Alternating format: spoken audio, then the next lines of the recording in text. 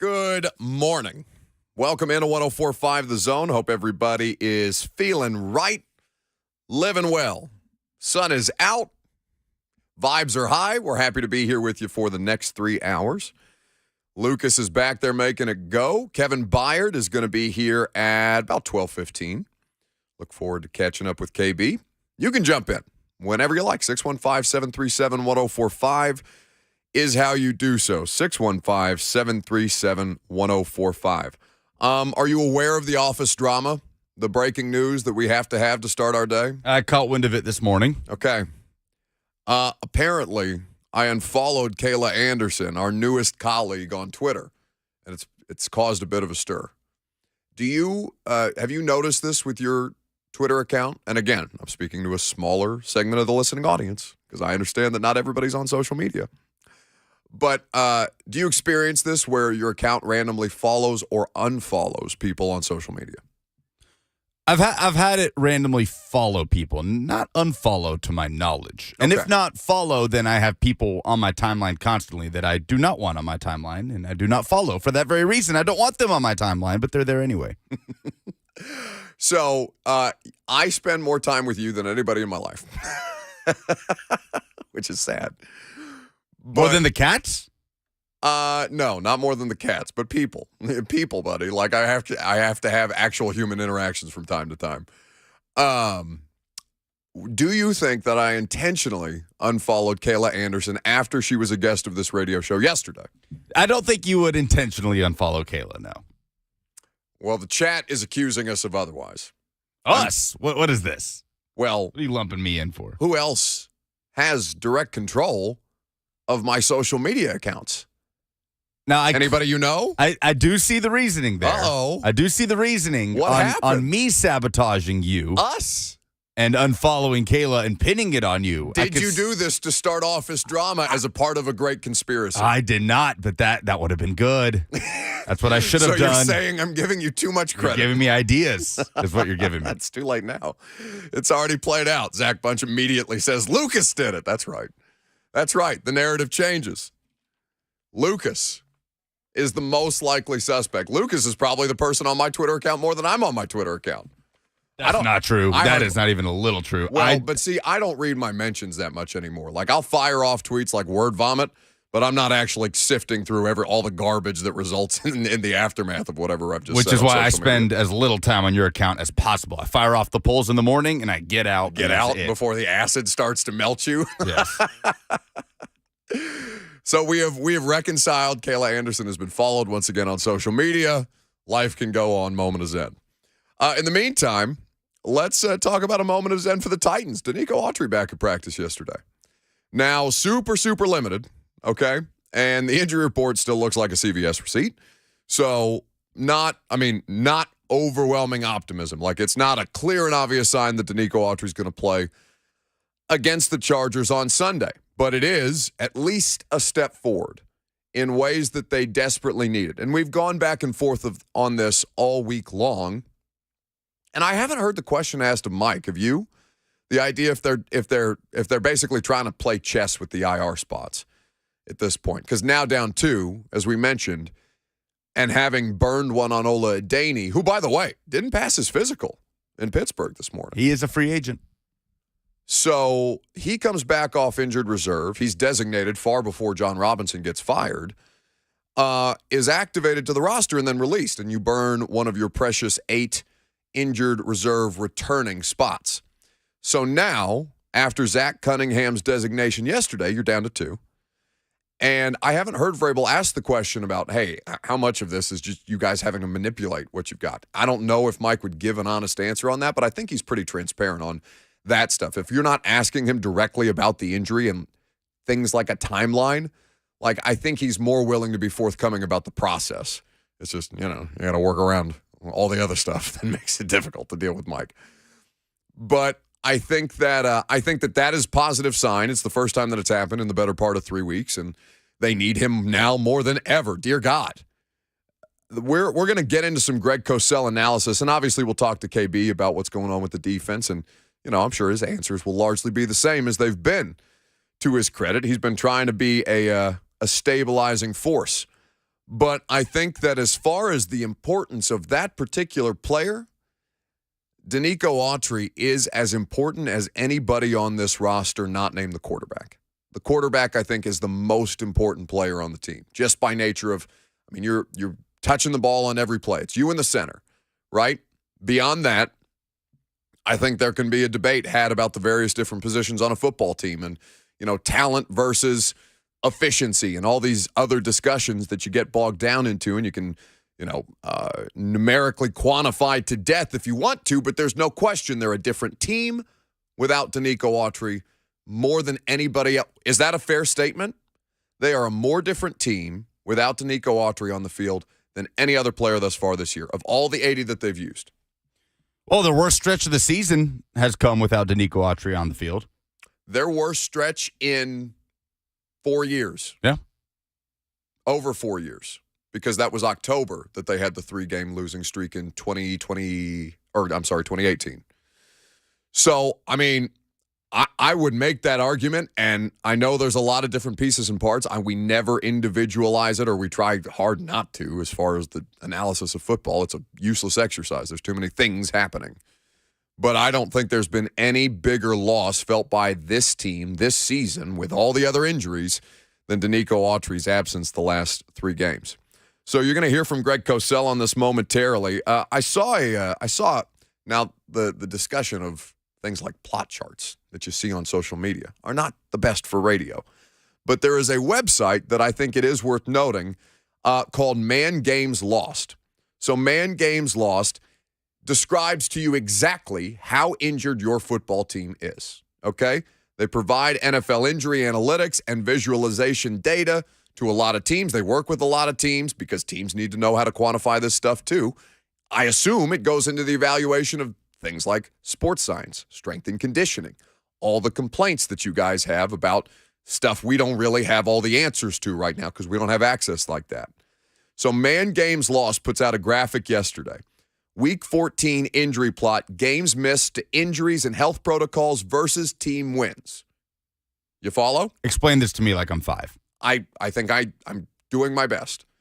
Games missed by teams, so like the total number of games missed by player. So each individual player accounts for however many games that they've missed. Yeah. You got me? Yeah. So the Titans are over 225 total games missed this season. Good job. It wasn't a pop-up. And that leads the league? By a mile. The next closest playoff team is Baltimore, right around 180. Wow. So what was the 220? So they're probably around 230, 235. But the Titans. The Titans. Okay. And that's the only playoff goodness. team. That's the only playoff team north of 190. And that includes Lawan rest of the year. All of it. Landry, every game. Every player that has missed a game combined relative to the rest of the league. Now, you may remember this answer because I gave it to you this morning. Do you know who has missed the least amount of man games this year? Yeah, you said Kansas City. The Kansas City Chiefs. Second is Philadelphia. What's the number there for Kansas City? They are sitting at about 80 players, or 80 games missed. 80 games missed. Philadelphia is right over 100. There's a bit of irony there that the two teams with the most firepower have been the healthiest. Well, but it's not even that. Like, this is my whole thing about the Super Bowl, right? Like, what it takes to win the Super Bowl and blah, blah, blah, whatever. Like, it's the team that's dragging itself across the finish line, the healthiest at the end of this thing. You know? I mean, for all the discussion that we have about football plays and play calling and players and all these different things, no. If you are the healthiest, it gives you the best percentage chance to win. And yeah, it helps that you're good teams, and they've got the 2 MVP candidates at quarterback this year. And yes, one has a tremendous amount of firepower, and the other has a $500 million quarterback that's as good as anybody you've ever seen. And their best players have remained healthy. That is correct. Meanwhile, the Titans are the only playoff team. The other teams that they are surrounded by this year, Seattle, the Giants, the Rams, Arizona, Denver, New Orleans, and Detroit. Baltimore and Washington are the next closest to them, and it's by a mile, bud. I mean, I still can't get over the Eagles and Chiefs are the healthiest. When you look at it, it's not right in front of me, but I bet those are the 2 leading Super Bowl favorites right now. It goes Chiefs, Packers, Eagles. in that order. Oh, as healthiest. In terms of health, yes. Okay. Well, Packers, I mean, Aaron Rodgers hasn't missed games, but he's been playing banged up. Oh, Right. He's been limited. But with the Eagles, you look at their offense, the only significant injury has been Goddard. Dallas Goddard, and he's coming back. He just got designated to return. I saw that transaction yesterday. I mean, that offensive line has stayed intact. A.J. Brown's been very healthy. I mean, he's been to the medical tent a couple times, and that's it. Yeah. It's insane how they've been able to manage that. Well, it's just like, yes, there is management involved in that. Obviously, strength and conditioning and sports science departments, they have their and we'll get into the actual football impact of Danico Autry here in just a second. But yeah, there is some of that is done well by the organizations, but also sometimes it's just dumb luck. You're going to hear from Greg Cosell on how important Danico Autry has been to the lack of Titans' success here lately. Coming up next, I'm Buck Rising. It's 104.5 The Zone.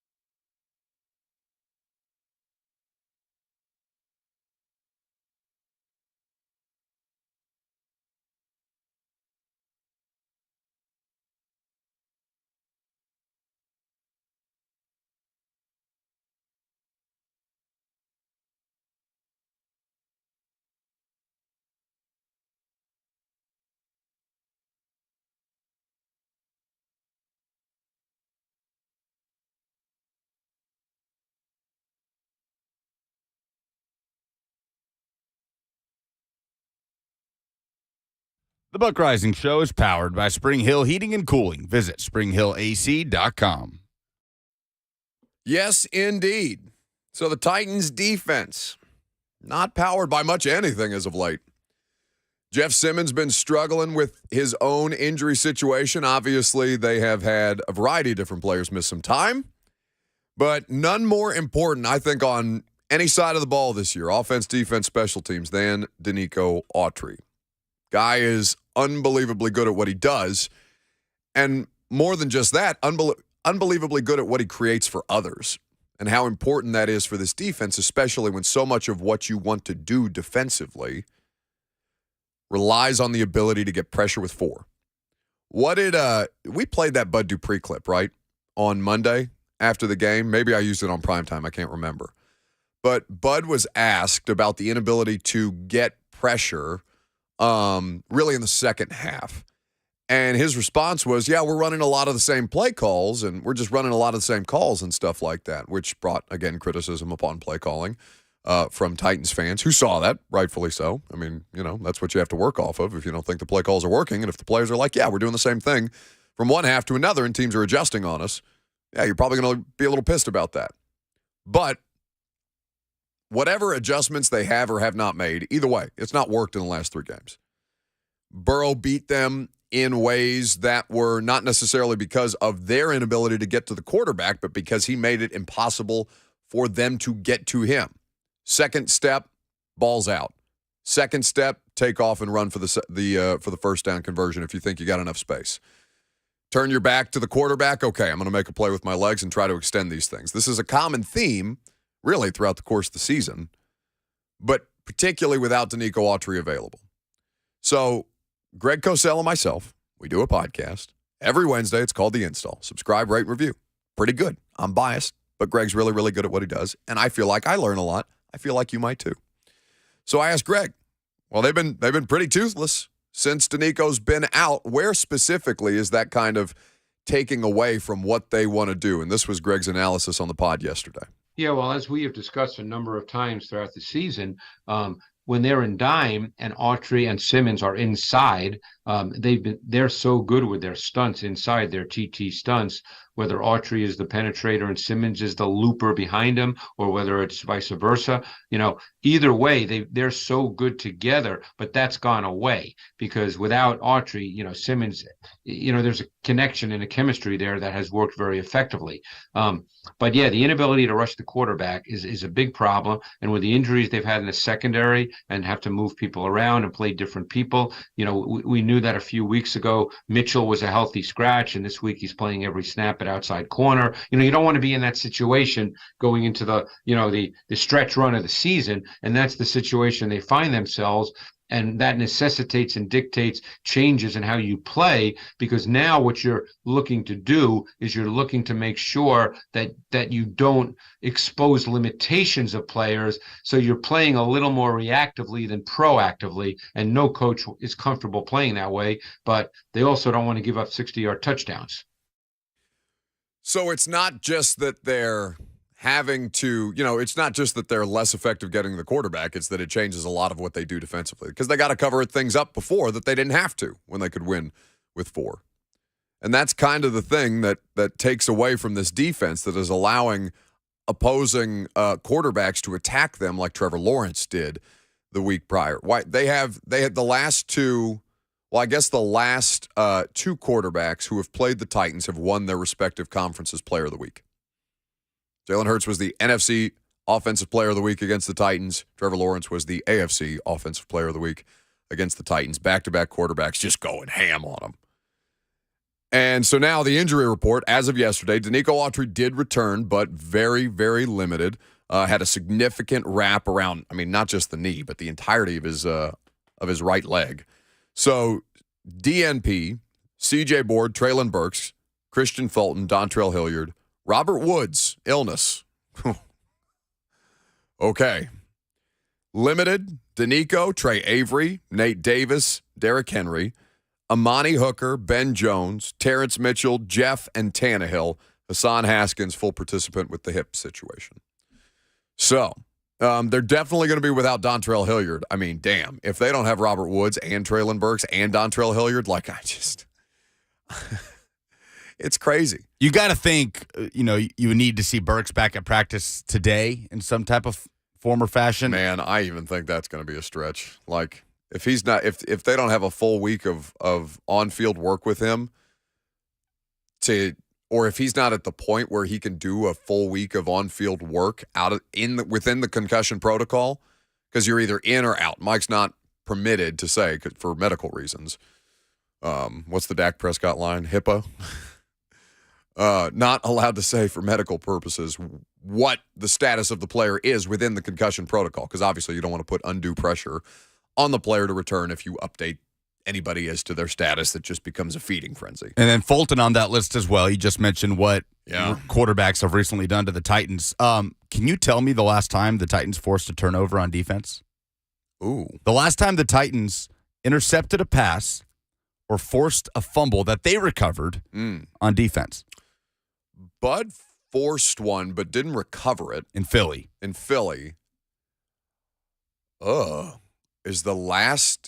Did they intercept Russell? Denver's the last game they had a turnover? November 13th. No way. A month ago. Oh my God. I've gone through every game and searched for. I've done it like 4 times because I've just thought to double check. This can't be. Well, in your defense, by the way, like Next Gen Stats and like the team's official game book after the fact, they sometimes have like different numbers than one another. Anyway, I've looked at interceptions and forced fumbles. Yeah, and I haven't found one since Denver. You mean recovered fumbles? Recovered, yes. Oof. Forced and recovered. Which speaks to the inability to pressure the quarterback or affect the quarterback, or at least to cause the quarterback to be frustrated, to maybe throw a ball that he shouldn't or whatever, and allow a defensive back, a linebacker, somebody to make a play. Oh, my God. It doesn't include, turnover on downs. A month. Or anything like that. I'm talking about picks and fumbles. It's not fair to do this right now because we don't have the information readily available, but I wonder how many teams have gone that long without a turnover. I mean, it can't be many. A month is a long time. So how many games in that month have they played without a turnover? 4. Okay. Because there's 1 win in there in Green Bay and then the 3-game losing skid. Because Green Bay followed Denver, right? I believe those were back-to-back. Yeah, and they had I guess I'm not thinking that it's that long because I'm pretty sure Byard had an interception that was why it was like it was a penalty, like it wouldn't have counted anyway. But he made a play on a ball, and I think that's why I think it hasn't been as long as Denver. But yeah, obviously when you don't, that was the reason that they lost the game. It was as big a reason as any that they lost the game against the Jaguars. You cannot be -4 in the turnover differential against a team and win. In 2016, the Jaguars went from week 4 to week 11 without forcing a turnover. That was a streak of 23 consecutive quarters. You said what was the season? That was in 2016. 2016. Man. Well, there you have it. It's just a situation where when you can't impact the quarterback, it affects so many different things that this defense wants to do. It affects your ability to disguise. It affects your ability to continue to plaster when you have quarterbacks that can get out on the move. And those quarterbacks are going to make plays against you anyway from time to time. So how can you mitigate that? On top of that, they've not been terribly good at winning these one-on-one battles down the field on like isolation routes, right? Against guys like a T. Higgins or who I'm trying to think who they played after T. Higgins that had a game against AJ, obviously. AJ went nuts on him. And then you have a situation where they're not able to cover somebody like Evan Ingram as far as a one-on-one matchup. Again, the injuries are substantial here. And Kevin Byard started that game off really, really well in coverage. And then all of a sudden, they couldn't get to Trevor Lawrence, and he just started dicing him up. 16 quarters. 16 quarters without a turnover. They picked off Russ in the 4th quarter of that Denver game. It's entirely too long. Honestly, it's impressive. 1 win to 3 losses doesn't sound impressive, but it's impressive that they were even able to, that they've been able to get a win without having a turnover in a month. That's crazy to me. So that's a really good way to kind of quantify all the different elements that Danico Autry's absence impacts. Now, he's not on IR, right? So theoretically, he could go through this week and be ready to go. We'll see how things continue to develop on Thursday and Friday. But as a limited participant yesterday dealing with the knee injury, at least it is some sign of progress. It sucks for a guy like Trey Avery, who I know Blaine Bishop is like since training camp. And I don't know what it was or what it has been for him that kind of clicked as he got more reps as the season required that he play more because of the injuries. But it sucks to see a guy like that who was starting to really play good football and then just completely gets disrupted by the concussion. And I don't know whether he's going to be able to kind of bounce right back into that. That's not a guarantee. Just because he's getting healthier doesn't mean that he's going to just slip right back into that situation. Christian Fulton, man. Oof. This has they had injuries with their corners back in 2020 too. Like Jonathan Joseph, I can't remember at what point in the year that Jonathan Joseph was signed. I want to say that he came in with Clowney because that was a whole discussion. They were buddies, and that I think was a big part of before the start of the season. Joseph was there. No, I think he was a part of just the general free agent signing. In fact, I think he was first, and then Clowney came after. But for the Titans secondary issues, Kevin Byard has really been the only consistently available player back there in like the last 3 seasons. And I have to imagine, because Malcolm Butler did miss some time during his time here. He snapped his wrist in half in 2019. McCreary's been fairly available you're right. this season. Yeah, McCreary, I think, has been imminently available. He's been steady, yes. I believe, I want to double-check this, but I don't believe Roger McCreary's missed a start this year. So we will double-check that for you. But again, it's just, Coach Mack spoke to this last week, like, you want to throw blame on a variety of different things and not just on one thing, but, scattershot, right? Shotgun style. And when it ultimately comes down to something as simple as, they just can't get a team out on the field consistently. Like the same team out on the field consistently. It just disrupts so much at the core of what you want to do. Now, at some point, people cease to care. And I think we've reached that point, right? I can only tell you so many times how injured they are.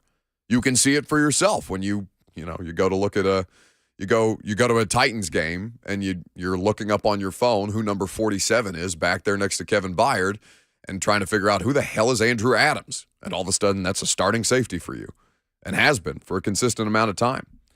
Roger McCreary so far this year as a rookie has not missed a game yet. He has been available in every game of his rookie career thus far. He has played in all 14. So, or rather all 13 because they had the bye week. So, he has played in all 13 possible games for the Titans to play. He has started all 13 games in his rookie season. And, he's had moments like Philadelphia, he got by Devontae Adams a couple times.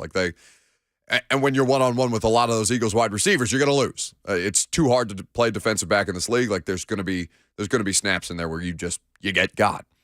But I think he and Kevin Byard have really been the biggest, it's crazy to say, two of the biggest stabilizing forces out there who have not missed time yet this season. We're asked on Twitter by Michael, how many sacks have we had in the past month? So in that stretch of 16 quarters without a turnover, how many sacks? How many do you think the Titans have had in the last month? They didn't get Lawrence. Nope. They didn't get Hurts. No, they got one on Hurts. Mm-hmm. They got Burrow once. They got 2 on Hurts. So 4 sacks. They got 2 on Hurts? Mm-hmm. 4 sacks.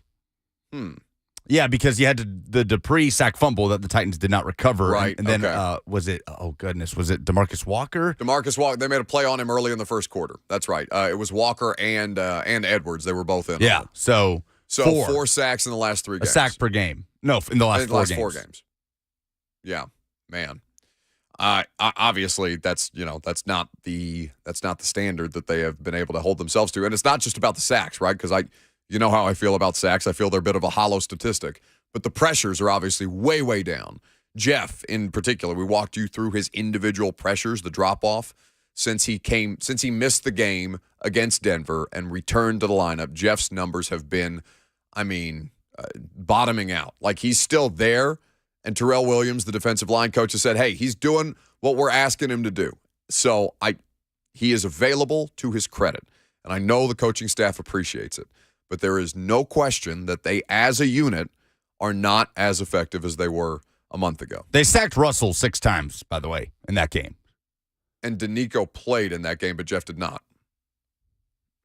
Yes. Because, then the next game was Green Bay on a short week. And then Danico went out, I believe, in the second half of that game. So they had more sacks and turnovers in the Denver game, which was November 13th, week 10. More sacks and turnovers in that game alone than they've had in the last 4 games combined. Man. It's so they were, as far as the 2022 season, they are 13th right now in the NFL in terms of sacks per game. Philadelphia, ironically enough, leads with 3.8. Now, teams are getting behind. Teams are having to pass more. They're able to just tee off on the quarterback on third down. It becomes easier to get pressure once you've got that score separation. I wonder how many spots they've dropped on that list in the last 4 weeks, because I imagine after 6 sacks against Denver, they were at least in the top 10. They, I don't have those numbers, but they were top 4 last season when they had a more healthy unit. 615-737-1045 is how you join the conversation. 615-737-1045 is how you jump in. Let's pivot to Tennessee football, the University of Tennessee. We told you about a couple of big news items yesterday. A massive local recruit that committed to the University of Tennessee over Alabama, and the snub that occurred at Smyrna High School, where this went down. That's what you're going to hear about coming up next.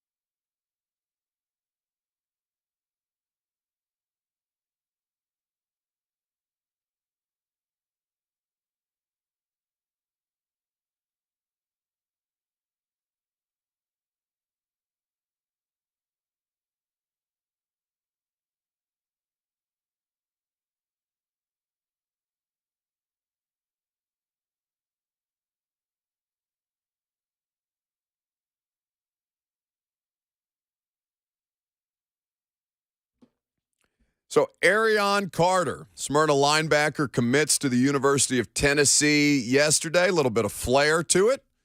Puts the Vols hat on, takes the Vols hat off, puts the Crimson Tide hat on, takes it off, throws it to the side, pulls out another Tennessee hat from under the table. Bam.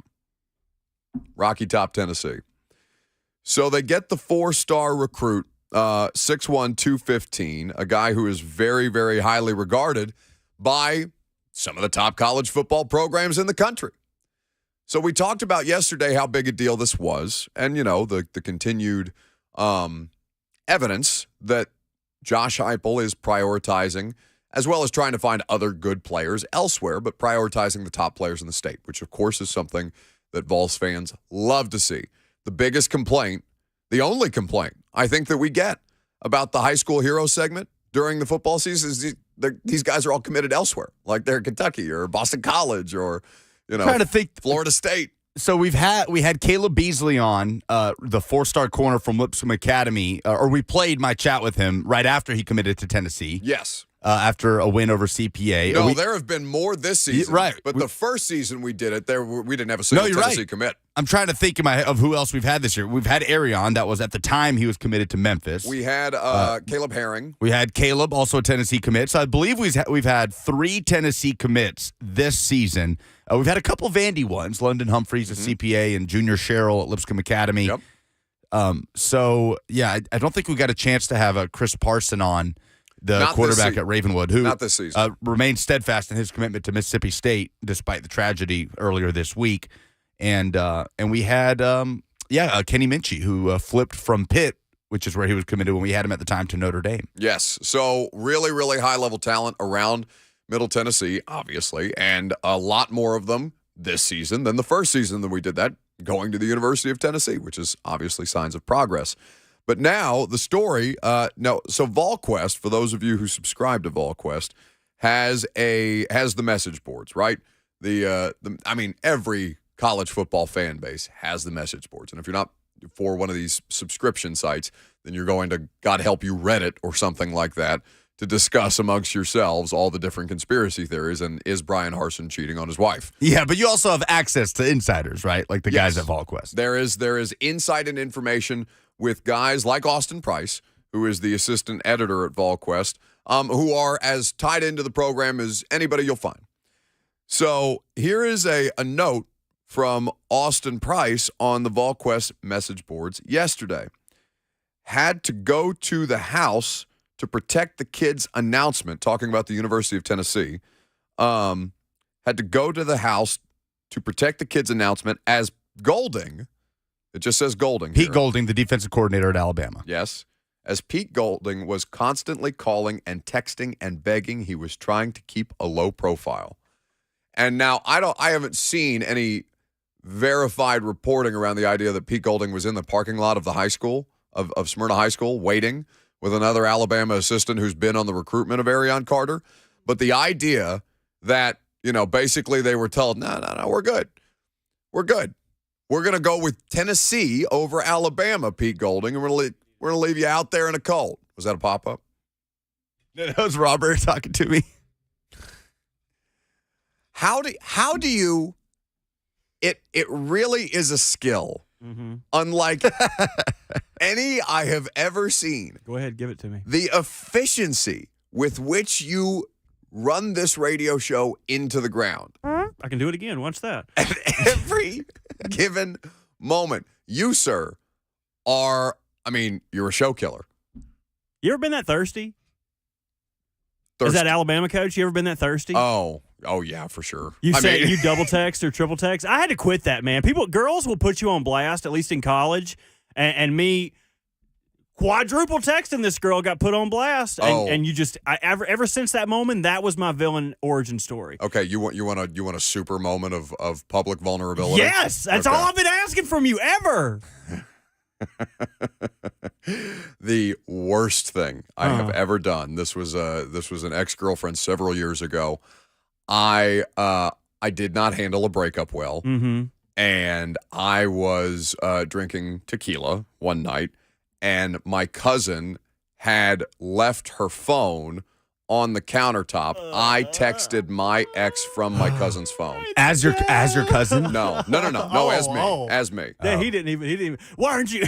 You thought she was like just not receiving your messages? I didn't know. Well, I think either that or like, I assume I was blocked, like something, because it was insane behavior. How old were you? 25, 26? Oh no, I was 20. I was 23. I was 23. Oh, no, maybe 24. Know any better. 23, 24, for sure. No, the only thing worse than that is getting that "I love you" text at like 3:00, and it's like, what are you doing up? Why are you texting me that? That's right. Smooching somebody else. So that was your villain origin story. I think I've had a couple of different moments in the villain origin story. Mine's a little longer than the two of you. You deserve to be a villain, though. I want to hear Lucas's. Okay. I wrote a girl a song in 7th grade. Stop it. That's my villain origin story. 7th grade, though. I bet it was a banger, though. Do you remember it? Do you remember any line? Was it about her? It was about her. Oh, my God. Anyway, I think yesterday. Wait. I'm not going back to high school recruiting after that. No, you sit right Lucas there. Lucas was trying to do high school recruiting. That's how he gets the girl on the team. He writes her a song. That's what Bama should have done. Now, the two of you are in committed relationships. Bama should have written Arion Carter a song. Pete Golding, this is how you get the commitment. You go above and beyond. Arion Carter. How do we end up with him singing again? Come play at Alabama. Send him away. I want back to the shadows.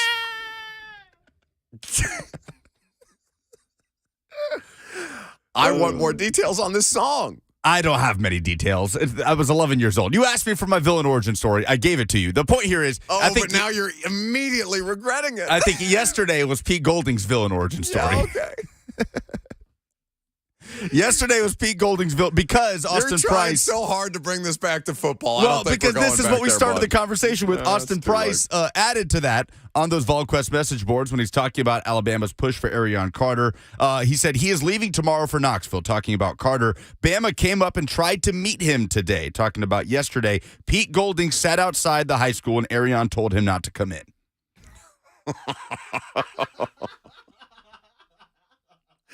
It's such a slap in the face. Alabama defensive coordinator Pete Golding stranded outside in the rain. The was cold not a nice rain day yesterday. in Nashville yesterday. It was miserable yesterday. As Arion Carter put on his bright Tennessee orange hat. No, after he first puts it on. The double fake out. Then puts the Alabama hat on and flings it to the side as disrespectfully as he flung Pete Golding's affections to the side. So we can talk about the recruiting success under Heupel and especially on the defensive side of the ball, which Arion Carter is a very downhill ball striking linebacker.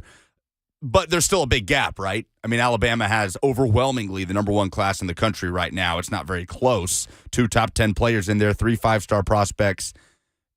This is the type of thing that helps to close that gap when you're beating them head-to-head for recruits that they really want. Ohio State in on Carter as well.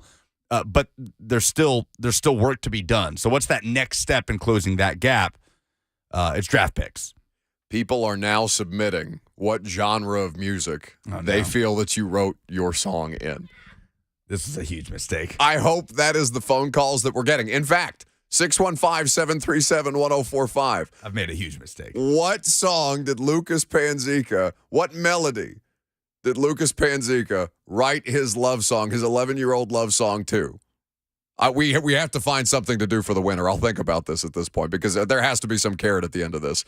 Why are you shaking your head? I gave you a moment of public vulnerability. I can't help that you gave us a worse one. I didn't zone in on yours and try to figure out what'd you text her. What did you say? I didn't figure out all the details. That's on you. Kevin Byard at 12:15. I'm Buck Rising. It's 104.5 The Zone.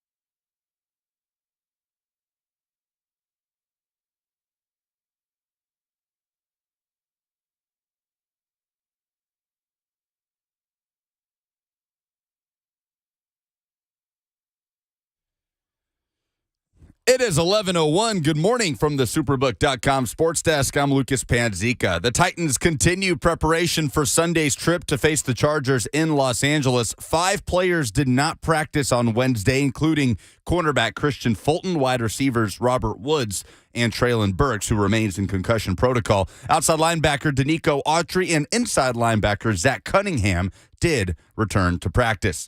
Around the SEC, Mississippi State will promote defensive coordinator Zach Arnett to become the full-time head coach of the Bulldogs in the wake of Mike Leach passing away at the age of 61 earlier this week due to complications from a heart attack. Arnett will be given a 4-year contract per ESPN, and Mississippi State will play in the ReliaQuest Bowl January 2nd against Illinois. For all your foundation repair and waterproofing needs, visit USSTN.com. Breaking news at once on your home for the Titans and Vols. This is 104.5 The Zone.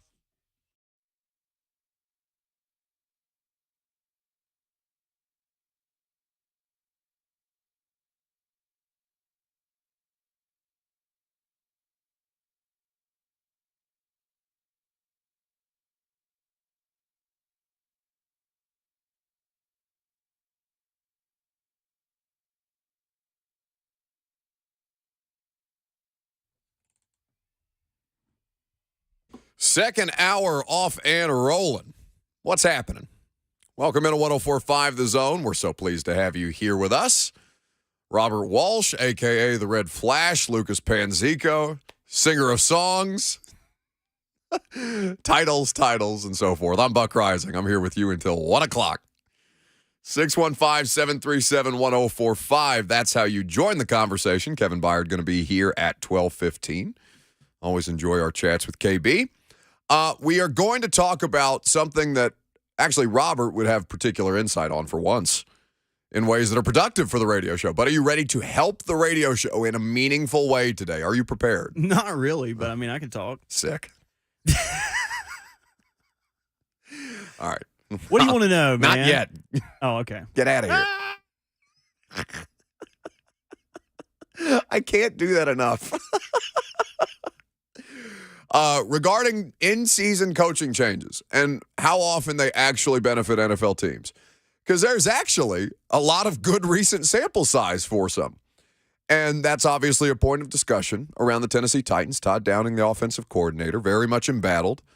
Mike Vrabel, the head coach, on Monday, saying on his radio show on these airwaves that he is not going to do in-season coaching changes. He evaluates things at the end of the season, which seems like a reasonable thing. And by the way, like point counterpoint, I know a lot of you are showing up at like the games with the Fire Todd Downing thing on your phone, like the thing that you flip your phone sideways and it's there in bold print. I saw a lot of those at the game this past Sunday.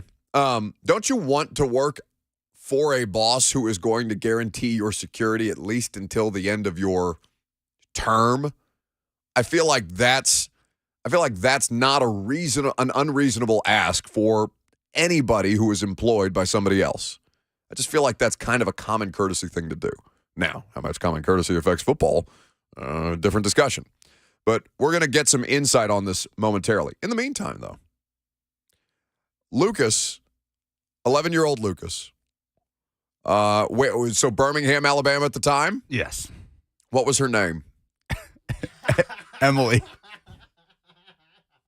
So we were talking about the worst moments that we've had revolving around, I guess not women specifically, but just you-up texts, for lack of a better term. About villain origin stories. Because we said stories. Pete Golding's villain origin story, Alabama defensive coordinator, was yesterday when he was snubbed by Arion Carter's commitment to Tennessee. So I didn't realize this is what it would snowball into. That's right. This is the best. So 11-year-old Lucas writes Emily a love song to woo her and is unsuccessful. Now, how did the interaction end? Like, did you present the song? Did you sing it acoustically? Was there I can't believe we're doing this. A sad microphone in front of speakers like with Kirby? A hopeless romantic in 7th grade. All right. I was madly in love with this girl, Emily, who, by the way, dated me in 8th grade and then again later on in high school. Okay. So it worked. The first No. it eventually worked. Is there just a lack of options in Birmingham, Alabama? She circled back around and be like, all right, you know what? This mother bleeper again. Why not? Oh, no. She was my homecoming date. All right? Yeah. But, yeah, I wrote a song. I wrote lyrics that I don't remember to it, but That's not true. And I You was remember the dabbling in lyrics. guitar in No, seventh this is grade. the kind of heartbreak that you remember. You remember some lyrics. I don't remember any lyrics. I'm not going to do this to you on air, but we will take submissions for what people think Lucas's love song was to the tune of. Jason in Nashville is first. Hey, Jason. Hey, so mine is Alfalfa's "You Are So Beautiful." I can just see him jotting that out right now. So but you think he used original lyrics to Alfalfa's "You Are So Beautiful," like the very high pitched squeaking and squealing "You Are So Beautiful"? I don't know if it came out like that, but I know there was a lot of high pitched speech in it. The thing is, Thank you for the call, Jason. I laid out the lyrics and the chord progression, but I don't think I ever performed the song because, like I said, I was dabbling in guitar at the time. I was taking guitar lessons in seventh grade, and I don't think I ever did a recorded version of me singing the song. I think maybe we did me and my buddy that played the drums did an instrumental version, and may or may not have posted it to YouTube. Oh my God! Wait, this is on the internet? No, definitely not. No, not anymore. Wait, it's never gone if it's on the internet. Like some kind of Russian bot can scrounge this thing up for, I will pay any amount of money gone. to be able to. If I am able to come back from a commercial break with the love song that you wrote, I will pay any amount of money. It's not an object in this case. It's not possible. I will forsake my life savings at this very moment to have somebody find that on the internet. Wendell in Nashville. Up next with submissions for what Lucas's love song sounded like. Hey, Wendell. How's it going? Going great. I picture Lucas as a Nickelback photograph guy. I can see it. Is that supposed to be an insult or what, Wendell? No. Okay, good. No, not at all. It's a great We're song. on the same page. I can see it. It's the hopeless romantic in him. It's him staring longingly at the photograph of Emily. Is there a framed photograph in your house of Emily? Does Megan have thoughts on Emily? Should we call Megan? Megan thinks the whole thing is very, very funny. Should we? Oh, so Megan knows this Oh, story. yes, because Megan's best friend, who I met Megan through her best friend, Kaylee, who also was going to school with me at the time, and Kaylee remembers all of this very well. So Megan makes fun of me for it a good bit. Okay. Robert, people are writing lyrics in the YouTube chat for what they think Lucas's song sounded like. Now, you are the only one among us that displays the ability to... Emily, look at this photograph. It's me and you, we're having a laugh. Playing on the recess park. Headed out to kiss some face. But this is seventh grade, so the voice is high-pitched and cracking. I was about to say Look squeaky. at this photograph. I think I've got Lucas beat, though, honestly, on Origin Story. Okay. So there was this girl, I'll name her, hell, she don't live here, Madison. Yes. Back in North Carolina, I was a huge fan, very large fan. She was a cheerleader. I was a geek. I was like the class clown. It's like that Taylor Swift song. So senior year, we're having like a big bash at her house. School's over. Everybody's going to college. And you know what? I was also a hopeless romantic until this point. So I didn't. I'm so sorry that these two experiences broke the both of you. I did not write her a song or a poem, but I feel like what I do best is sharing how I feel genuinely. So I wrote her a love note and explained to her how I had been infatuated with her since middle school and how I always wanted to like take her to prom and date her and eventually go to college together. And I wrote this note. I went up to her bedroom and I put it underneath her bedside lamp. Wait, how did you get into her home? Because we're at her house partying. It's a party at her house. Sure. So I was like, okay, like anyone does, sneak up to her bedroom. Oh my God, you sociopath. And put this note underneath her lamp. And I was like, look, she will find this and she will text me that she feels the same way. That she also has these harboring feelings of love for me. No. I never heard from her again. I met her friends at a bar one time, maybe like in college sometime, and I was like drunkenly bringing this up, like, hey, did she ever mention, and they cut me off, and she said, we laugh about this all the time. No. That's a villain origin story. I was never the same. At what age? You put the note? Oh, this was 18. This was fresh End of high school? adulthood Robert. Oh, I was still God. Robbie at that point. I was still a child. That makes me want to crawl under the desk in here and hide. So for Madison, you dodged a bullet, baby. Yeah. I wouldn't have got with me either, sweetheart. So Oh, okay. I think that's pretty good. 615-737-1045. We will pivot back to football discussion coming up next because we have examples. See, speaking of being spurned by lost lovers, the Titans fans want to spurn Todd Downing. They are ready for a breakup. How often does something like that actually work for an NFL team in season? We're going to discuss that coming up next.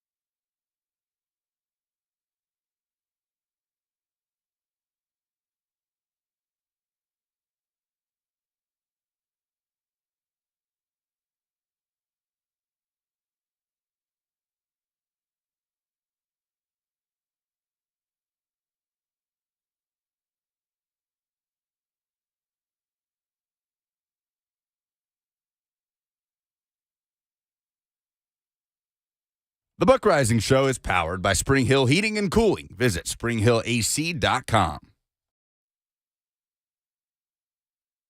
Love song nominations and lyrics. We will continue for maybe we'll mix them into the football analysis today. We'll just go to the phone lines and we'll see what people have to say at any given point of the radio show. Kenneth said it was a remix version of "Call Me Maybe," but how young do you think I am, Kenneth? "Call Me Maybe" came out when I was well into high school. I think. When did that song come out? Tail end of high school, maybe freshman year of college. That sounds right. No, I feel like I was in college when "Call Me Maybe" came out. I feel like I'm misremembering my 2012 it came out. Yes, I was most definitely well past 7th grade in 2012. As a freshman in college. So yeah, I mean, so what we need to nail down a genre, really, is what needs to happen here. Or I guess not necessarily. We need to nail down a time period, but we'll mix these things into the analysis as we go along. So, as I mentioned, speaking of spurned lovers, firing a coach in season, a coach, a coordinator, whomever. How often does it actually work out? So we put this to a poll on Twitter. @BuckRising is where you can vote on them, as you do each and every day. And we asked the question, when's the last time firing a coach in season has actually benefited a football team? And so no better person to come to our aid here than Will Compton, who was actually on one of these teams last year that fired a coach in season and benefited for it. Actually ended up in the playoffs, was the Bengals' first opponent en route to coming to Nashville for the divisional round. When the Raiders fired John Gruden and Rich Bisaccia, I believe is how his last name is pronounced, took over, now how much of that was because Gruden was dealing with a bunch of other stuff or Gruden was not good enough at what he was doing and Rich Bisaccia is that much better, whatever change occurred there helped spur them on to win at a considerable rate, make the postseason, ultimately lose on a really bad call, as a matter of fact, or a bad sequence by the officiating where a whistle was blown as a touchdown was being caught that counted for the Bengals in ways that it shouldn't have. Either way. So the Raiders last year are a good example. Now, the Jags also have this last season on their record. But they did not, I mean, they did win a game after Urban Meyer was fired, but they did not have like any kind of great rate of success after Urban was fired. Urban lost to the Titans here in Nashville in December.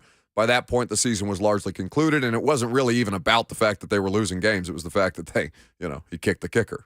Shout out Josh Lambo, Titans legend. But at this point, what submissions have people nominated beyond those two? Because this is the conversation that we're going to have around Todd Downing. Now, we're going to nail it down. Those are head coaches. We're going to nail it down specifically to coordinators. Robert's actually got some unique insight on this here in just a second. But what are people submitting at Buck Rising on Twitter that would actually make sense for the purposes of this conversation? It's just the one. Just Rich Bisaccia. Well, no, I'm talking about coordinators, because you asked that would actually be applicable to this situation. We're talking about Mike Vrabel saying we're not making changes during the season and people being up in arms about that. The one example, and Puka is the one that brought this to our attention, Cam Cameron fired in the midst of the 2012 season for the Baltimore Ravens. The offensive coordinator fired when they were 9-4, and what did they do? They won the Super Bowl. They went on to win the Super Bowl. All right, so Bert, what was your feeling at the time around Cam Cameron? Because they replaced him with Jim Caldwell, who obviously has several different stops on his resume, including that of NFL head coach. Did he get the Detroit Lions job after? Was he the Lions coach after they won the Super Bowl with the Ravens? That's a good question. I'm not a Lions fan. Either way.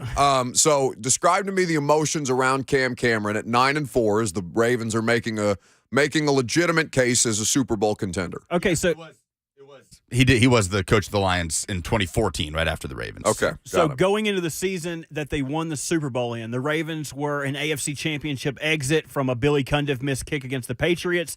The Ravens are kind of running high. They know they have a good enough team to compete, but there is something holding them back. And the gripe back then with Ravens fans on the play calling was that it was lackluster. It was unimaginative. The routes that he was having people run were goes, ends, like anything down the field. Like if we had to go 80 yards, the best chance of that happening was throwing a deep ball to Torrey Smith and getting a DPI.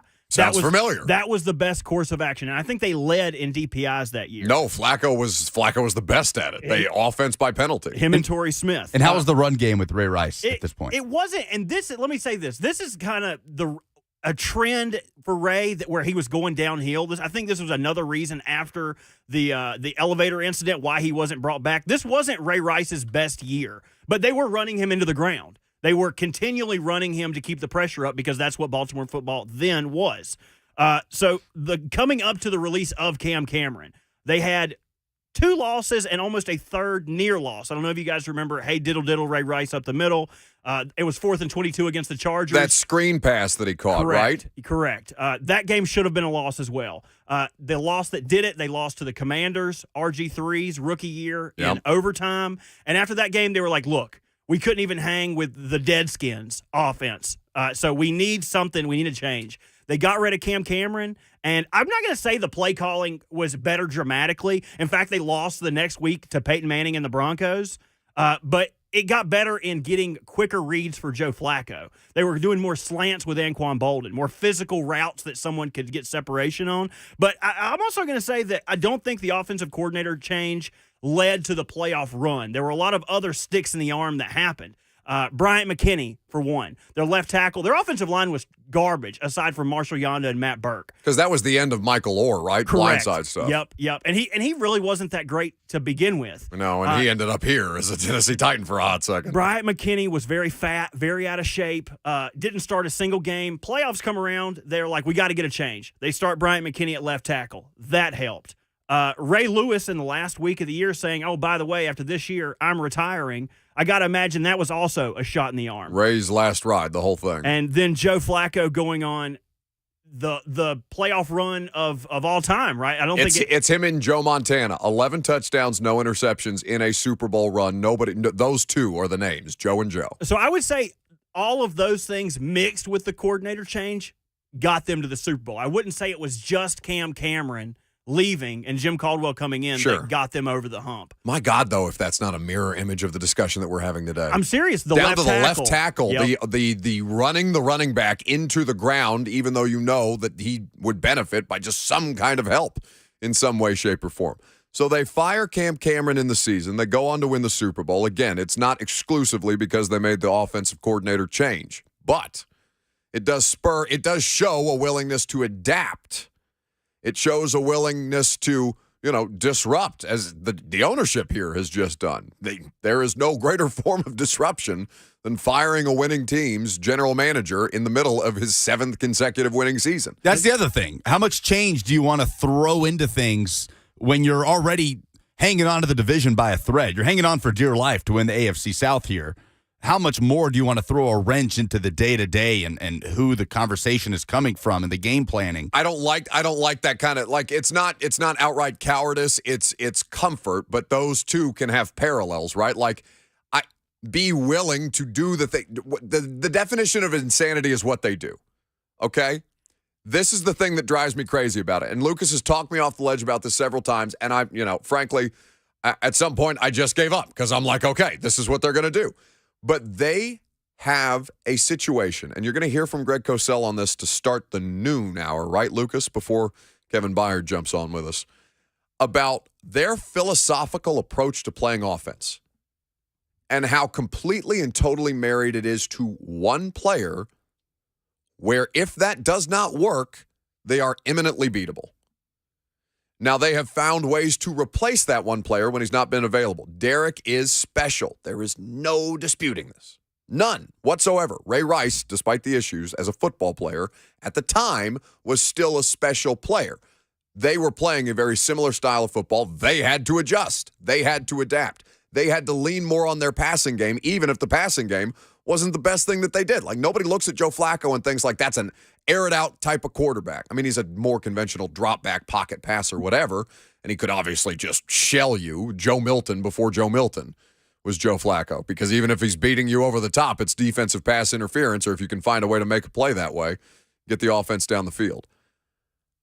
I That's a pretty stunning parallel between those 2012 Ravens and what they were going through, the changes that they made, all of the changes that they made, that ultimately, along with some luck and Joe Flacco playing blackout football, led them to a Super Bowl champion. So it's not a pure, it's not a math equation. Like there's not a defined set of things that's going to lead you to one result. That's not how this works. But there's enough there that you look at and say, okay, these changes were made. They benefited this team. Should we be scared to make those changes just for the sake of it being more change? I hate that as an excuse. And to play the other side, they've also done this before with Mark Trestman, and it did not work out in their favor. So, I mean, you could look at it from either way. Fired Mark Trestman in the middle of the season? Mark Trestman like December 20th, going into the end of the season, and it did not go Which is way. exactly where we are right now. So there's a pattern of behavior there for them. Well, and why wouldn't there be? Because it worked for them that one time, so why don't they do it again? Clearly, John Harbaugh was sitting there looking at his football team saying, this is a Super Bowl roster in a Super Bowl window, and that's a courageous move, but he made a change. Yeah. Because he felt like that was their ceiling, that there was no ceiling. They could go win the Super Bowl with this roster, but not with the way things were going on offense. And I don't think anybody feels that way about this year's Titans team. Not with who they have, out for the rest of the year. I mean, just looking at the personnel of this team, we talk about it. What they want to do well, they just don't have the personnel to do right now on offense. Brandon is in Spring Hill with a Lucas Panzica love song melody. Hello, Brandon. How you doing? I'm good, boss. I was gonna go with the Contours, Do You Love Me, and the cadence of Emily E, Do You Love Me. Yeah. We even got people out here writing lyrics for you. Where were you guys when I was in 7th grade? Could have used your help a little bit.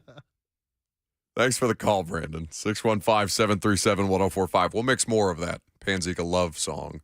Just a hopeless romantic out there in the wild at 11 years old. What a scene. Do we have a picture of you at 11? That would be great. I hope not. Skinny little guy. I'm trying to bring this to life, okay? Skinny little guy with a big old head. And a big old heart. And a big old heart. Oh, my God. So, I mean, at this point, they're not going to fire Todd. Like, we're just running you through the different scenarios that we have as precedent for this, and Cam Cameron being the most recent, and, well, no, I guess Mark Trestman would be the most recent, but Cam Cameron being the most successful one that you can find out there, a team that went on a Super Bowl run despite firing their offensive coordinator at 9-4. Now, certainly you would argue, too, that it would be more disruptive to fire a play caller middle of the season than it does a general manager. On the offensive side of the football, for sure. For sure. I don't like, at least defense, it's still generally rush and cover. Like, obviously, there's different elements of defense that you will have to account for if you're trying to disguise, if you're trying to scheme, if you're trying to stunt, all these different things. But at its core, like, it's rush and cover. And you can figure out a lot of different stuff around that as you get players more comfortable within your system and with a play caller. Now, that's, by the way, the case in point for that, the disruption that it can cause to have too many cooks in the kitchen is Vrabel and Bowen in 2020, right? Where Shane is still the outside linebackers coach. He's not the full-time DC, but I guess they're trying to, like, acclimate him. But with Vrabel as being the one who he's trying to acclimate with, it's not an easy thing to do. Mike is a very, very dominating personality, which, by the way, comes back to the idea that the reason that they look the way that they do from a philosophical standpoint is not Todd Downing. It's Mike Vrabel. He's had success with a particular brand of football. He has core beliefs as to how it is that you win football games. This is the way that he approaches the management and the coaching of his team.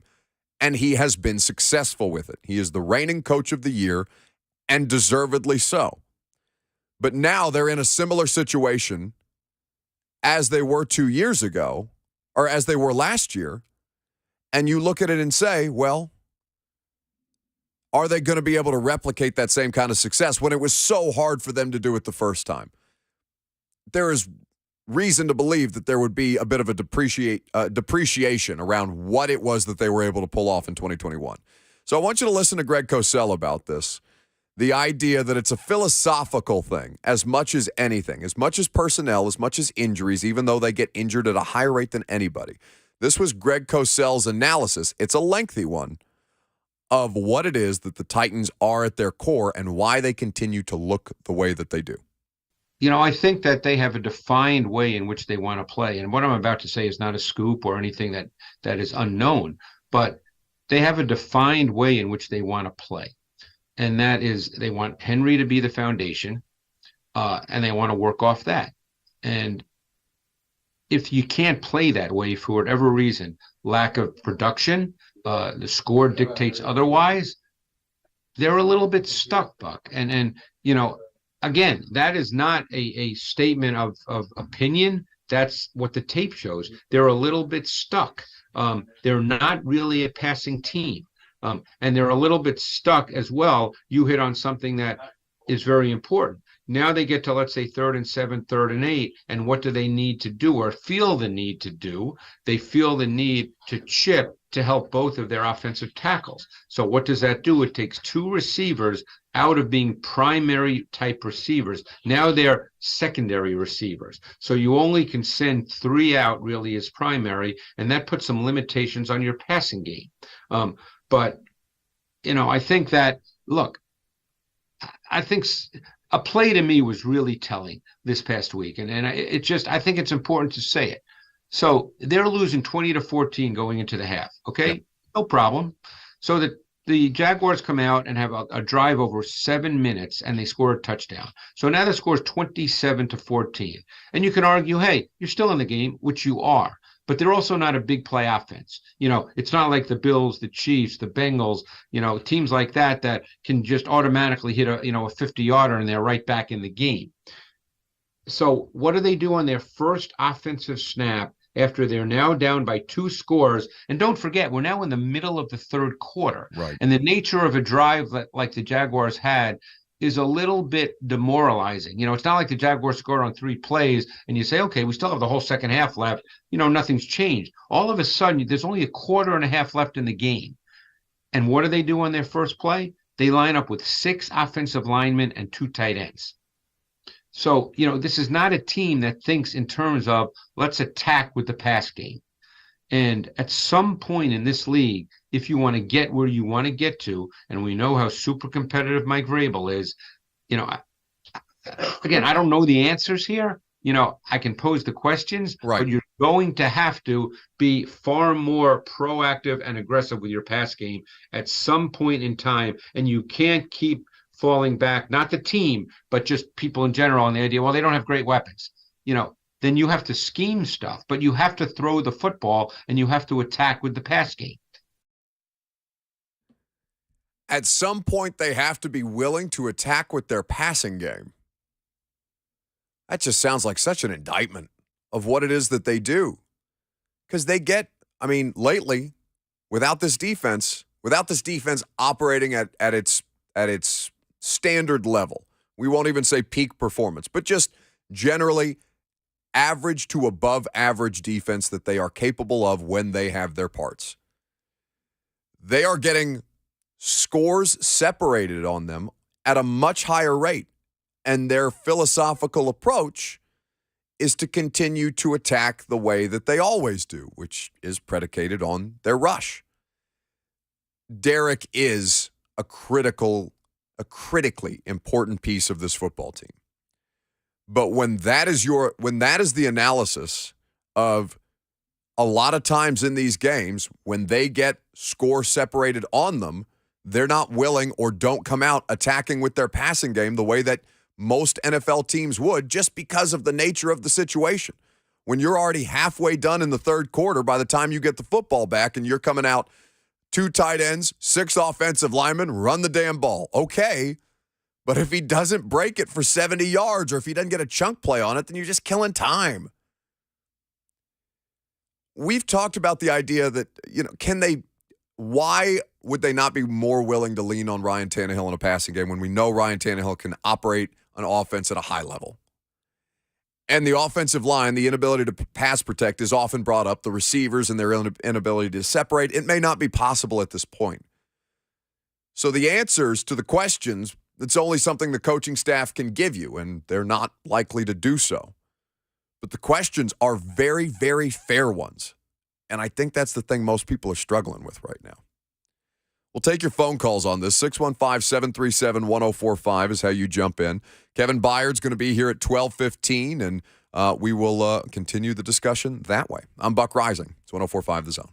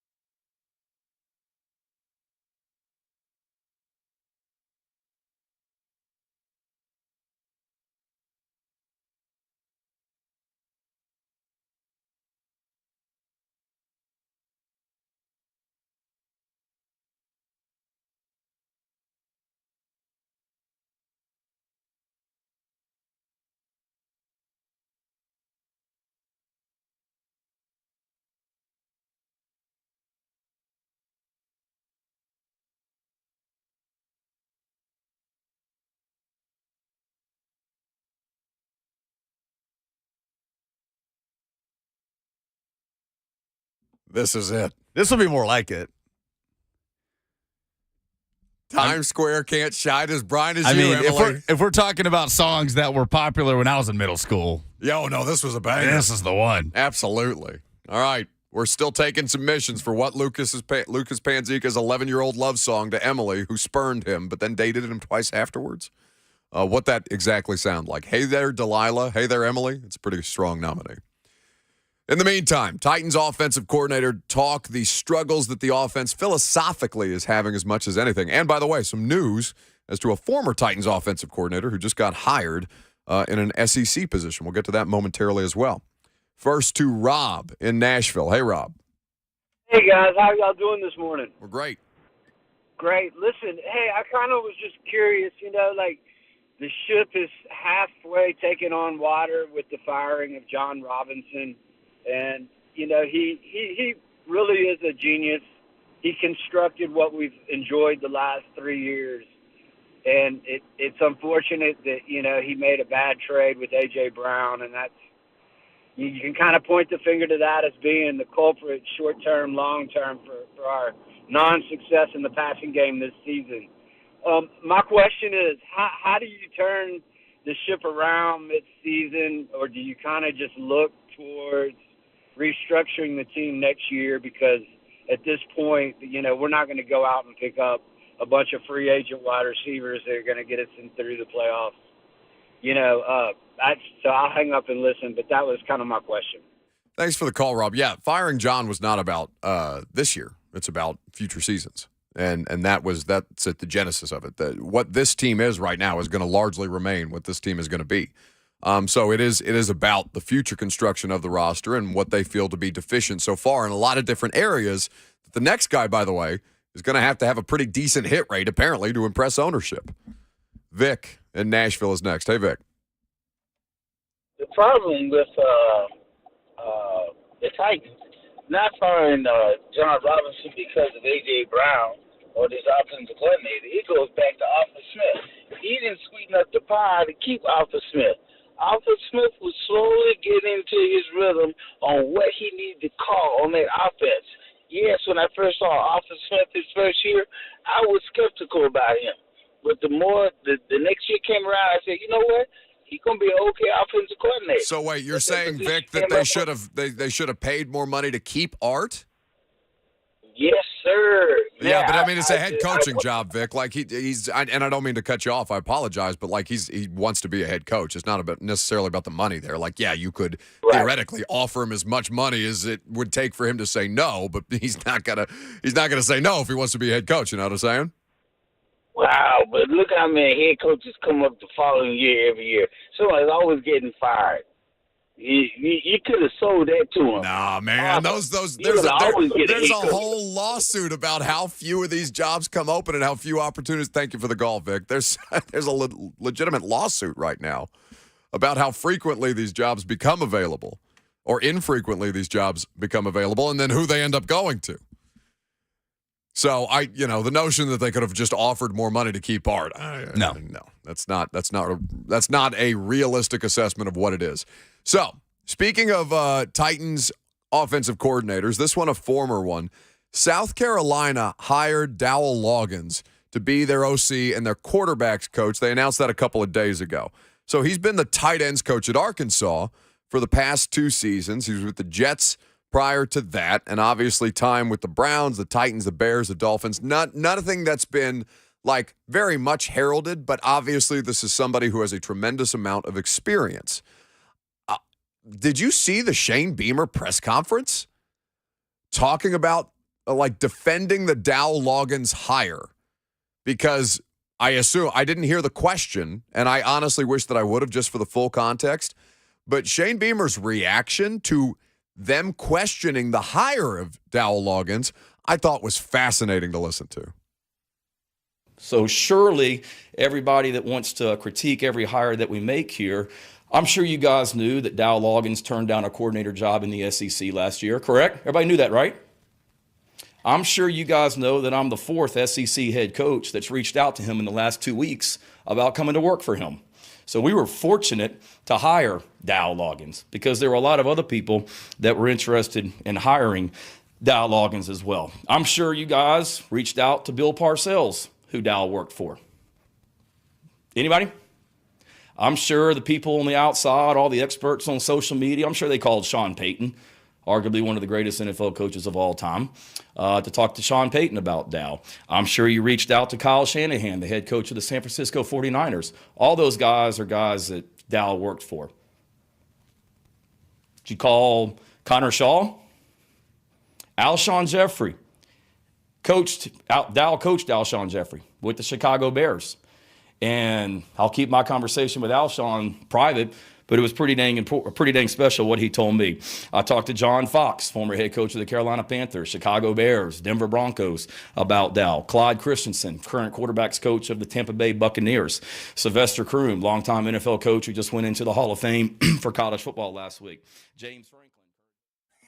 Keeps naming names. Oh, that last one, though. James Franklin. James Franklin's out here as a reference.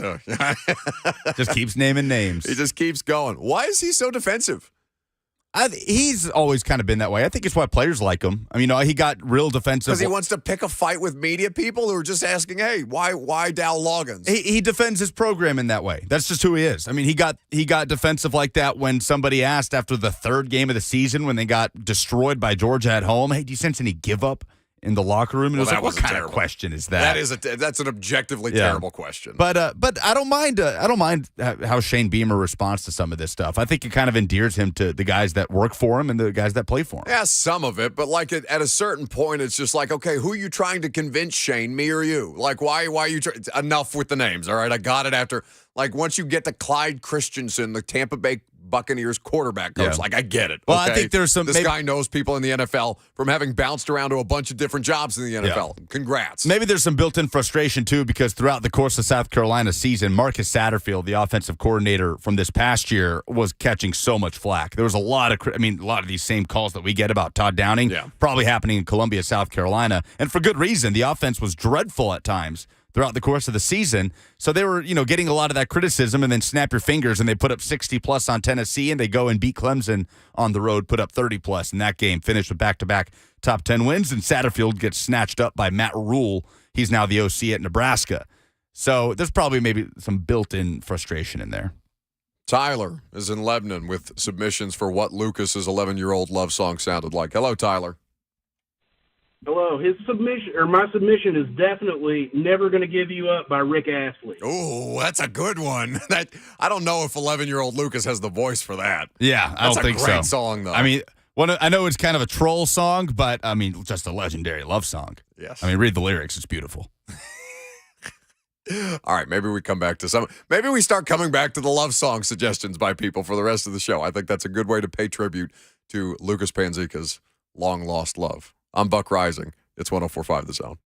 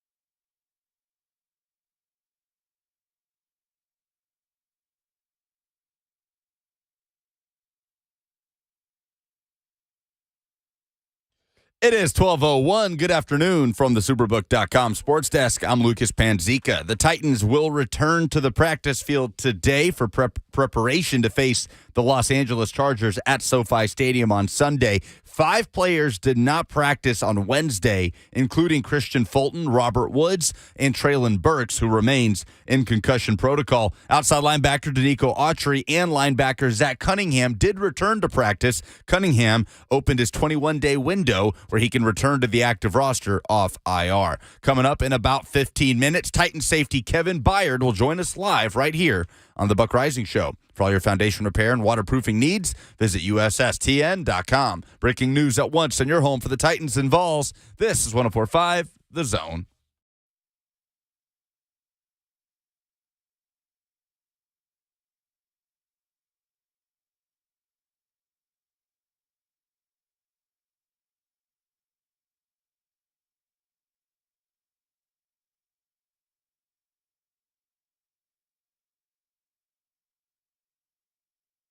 Final hour upon us. It got here so quickly.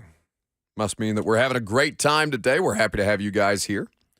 Kevin Byard going to join us in about 15 minutes from now. Your phone calls are always welcome. 615-737-1045. Robert or Lucas will answer you. You can submit your love song nominees. You can talk Titans if you want to.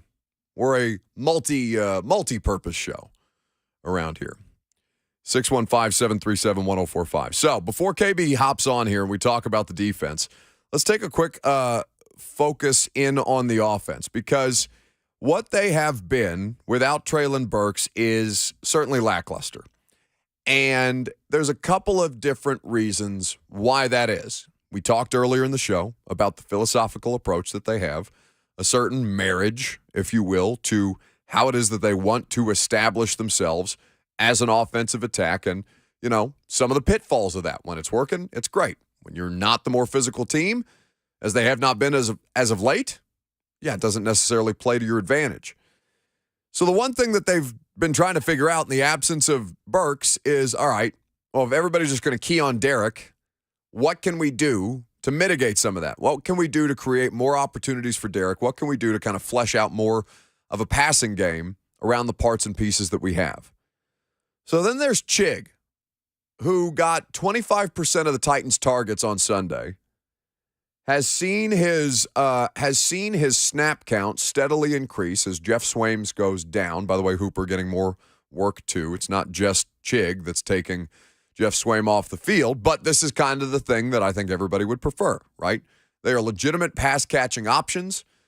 And if you have to figure out something else as far as the chipping and blocking is concerned, okay, figure it out. But, keep the better players on the field. So Ryan Tannehill was asked specifically about this, getting Chig the ball more. This was the Titans' starting quarterback yesterday. Every day, and he seems to take advantage of every opportunity he gets. I think that's something that jumps out is, from early in the season, got him the ball a few times, and I said, hey, we got to get this guy the ball more. It just seems like he's hard to bring down. He's physical. He catches the ball extremely well. He plays fast. He has everything you look for in a receiving and pass threat. So just building on those good things he's done. We've seen his role grow as the season's gone on, and just want to keep him improving in the right direction. So obviously they've seen the dividends of that. He had a couple of nice plays. Obviously the 2-point conversion, the helmet catch.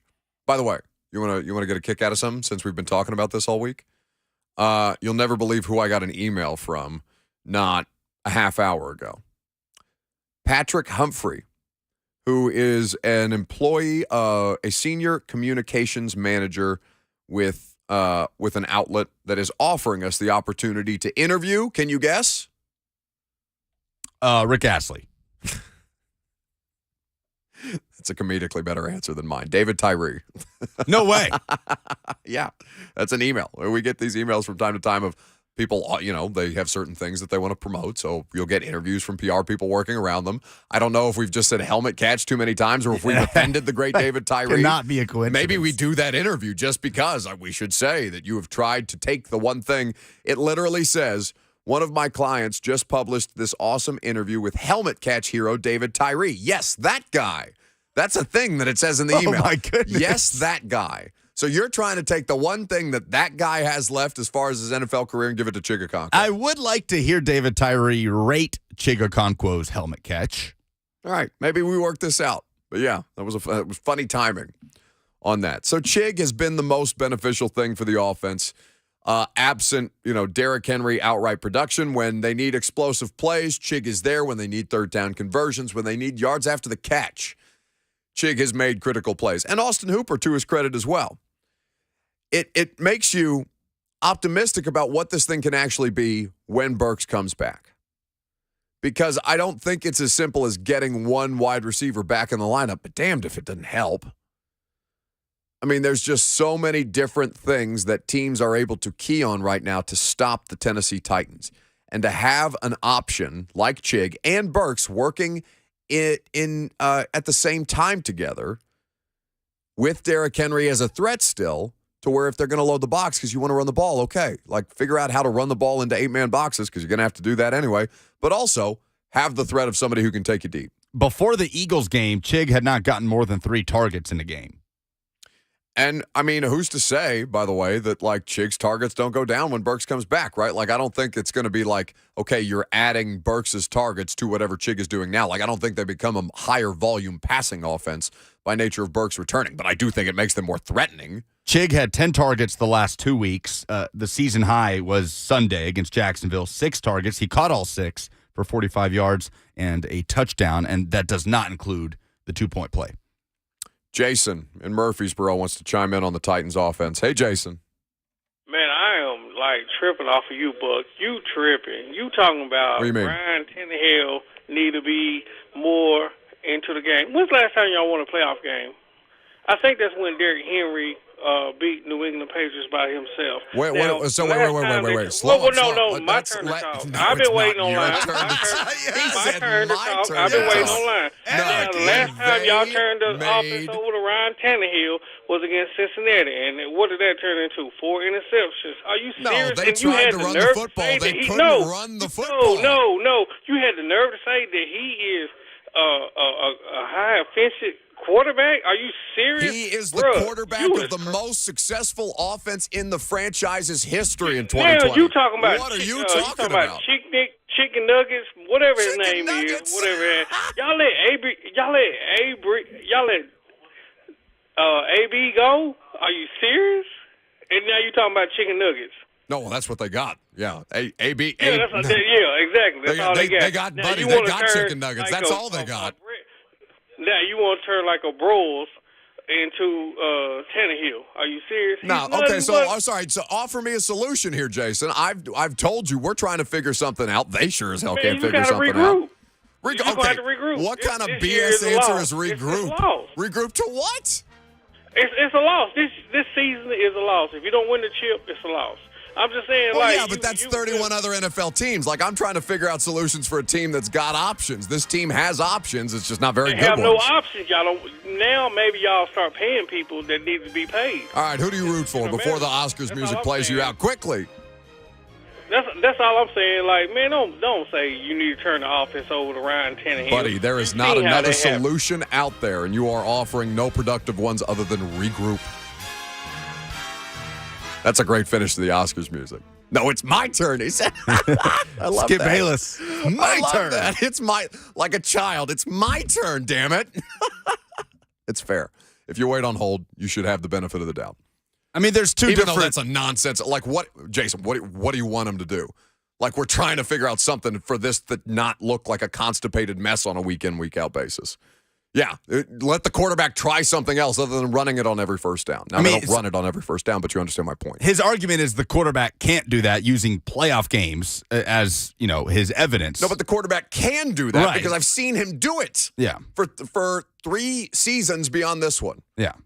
With wide receiver help. Yeah, I mean, the quarterback looks appreciably worse without the competent wide receiver help, of course. And they traded away A.J. Brown. Now what? All right, figure it out with chicken nuggets. Regroup. Kevin Byard is next.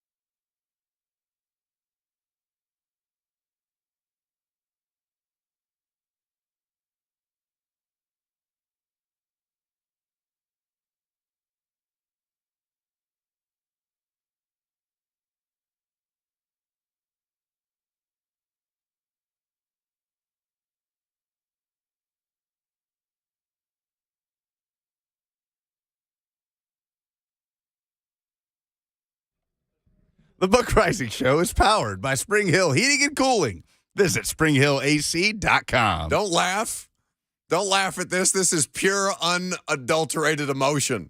What I imagine was coursing through both you at 11 years old and Robert at 18 when he's hiding notes in a woman's bedroom. This is Dylan's submission for what my middle school song sounded like. Okay, well, Titans safety Kevin Byard is going to join us here in just a second. We'll, God help us, I guess we'll ask KB if he's got anything similar. Kevin Byard joins us now on 104.5 The Zone. What's happening, stud? Hey, what's going on, Buck? All right, so we got something going on here, KB. I'm going to ask you serious football questions in a second. But we are telling villain origin stories of heartbreak from years ago, like grade school, high school type stuff, where you took a shot and you missed. Lucas wrote, our producer around here, Lucas wrote a song at 11 years old for a woman who shot him down. Do you have anything that can top that? You say he wrote a song to a woman that shot him down? He wrote a song for this woman at 11 years old, and she said, no, I will not date you. She came around, KB. She dated me a year later. Oh, boy. That's bad. That's what I I'm don't saying. know if I have any. Yeah, I don't know if I have anything to top that. Oh, man. You hit me on the spot with a question like this. I got to keep you on your toes, KB. I can't come in here asking you about turnover differential, all kinds of stuff. We'll get to that later. No, but definitely nothing like that. I mean, it's funny. I tell this story to some of my friends, but even the woman that I'm married to today, and we always joke about this. When I was in high school, so we actually had first started dating my junior year, going to my second semester junior year, right? So we're dating, everything's going great. Summertime comes around, and we're like doing football camps like every weekend. We're at the facility, at the high school, working all the time. So we don't really have a lot of time to hang out and just like kind of enjoy each other. Yeah. So she breaks up with me. So this is the funniest thing. I had literally just bought her, I had spent some of my hard-earned money. I was working as a bus boy at my mom's restaurant she worked at Piccadilly in Georgia.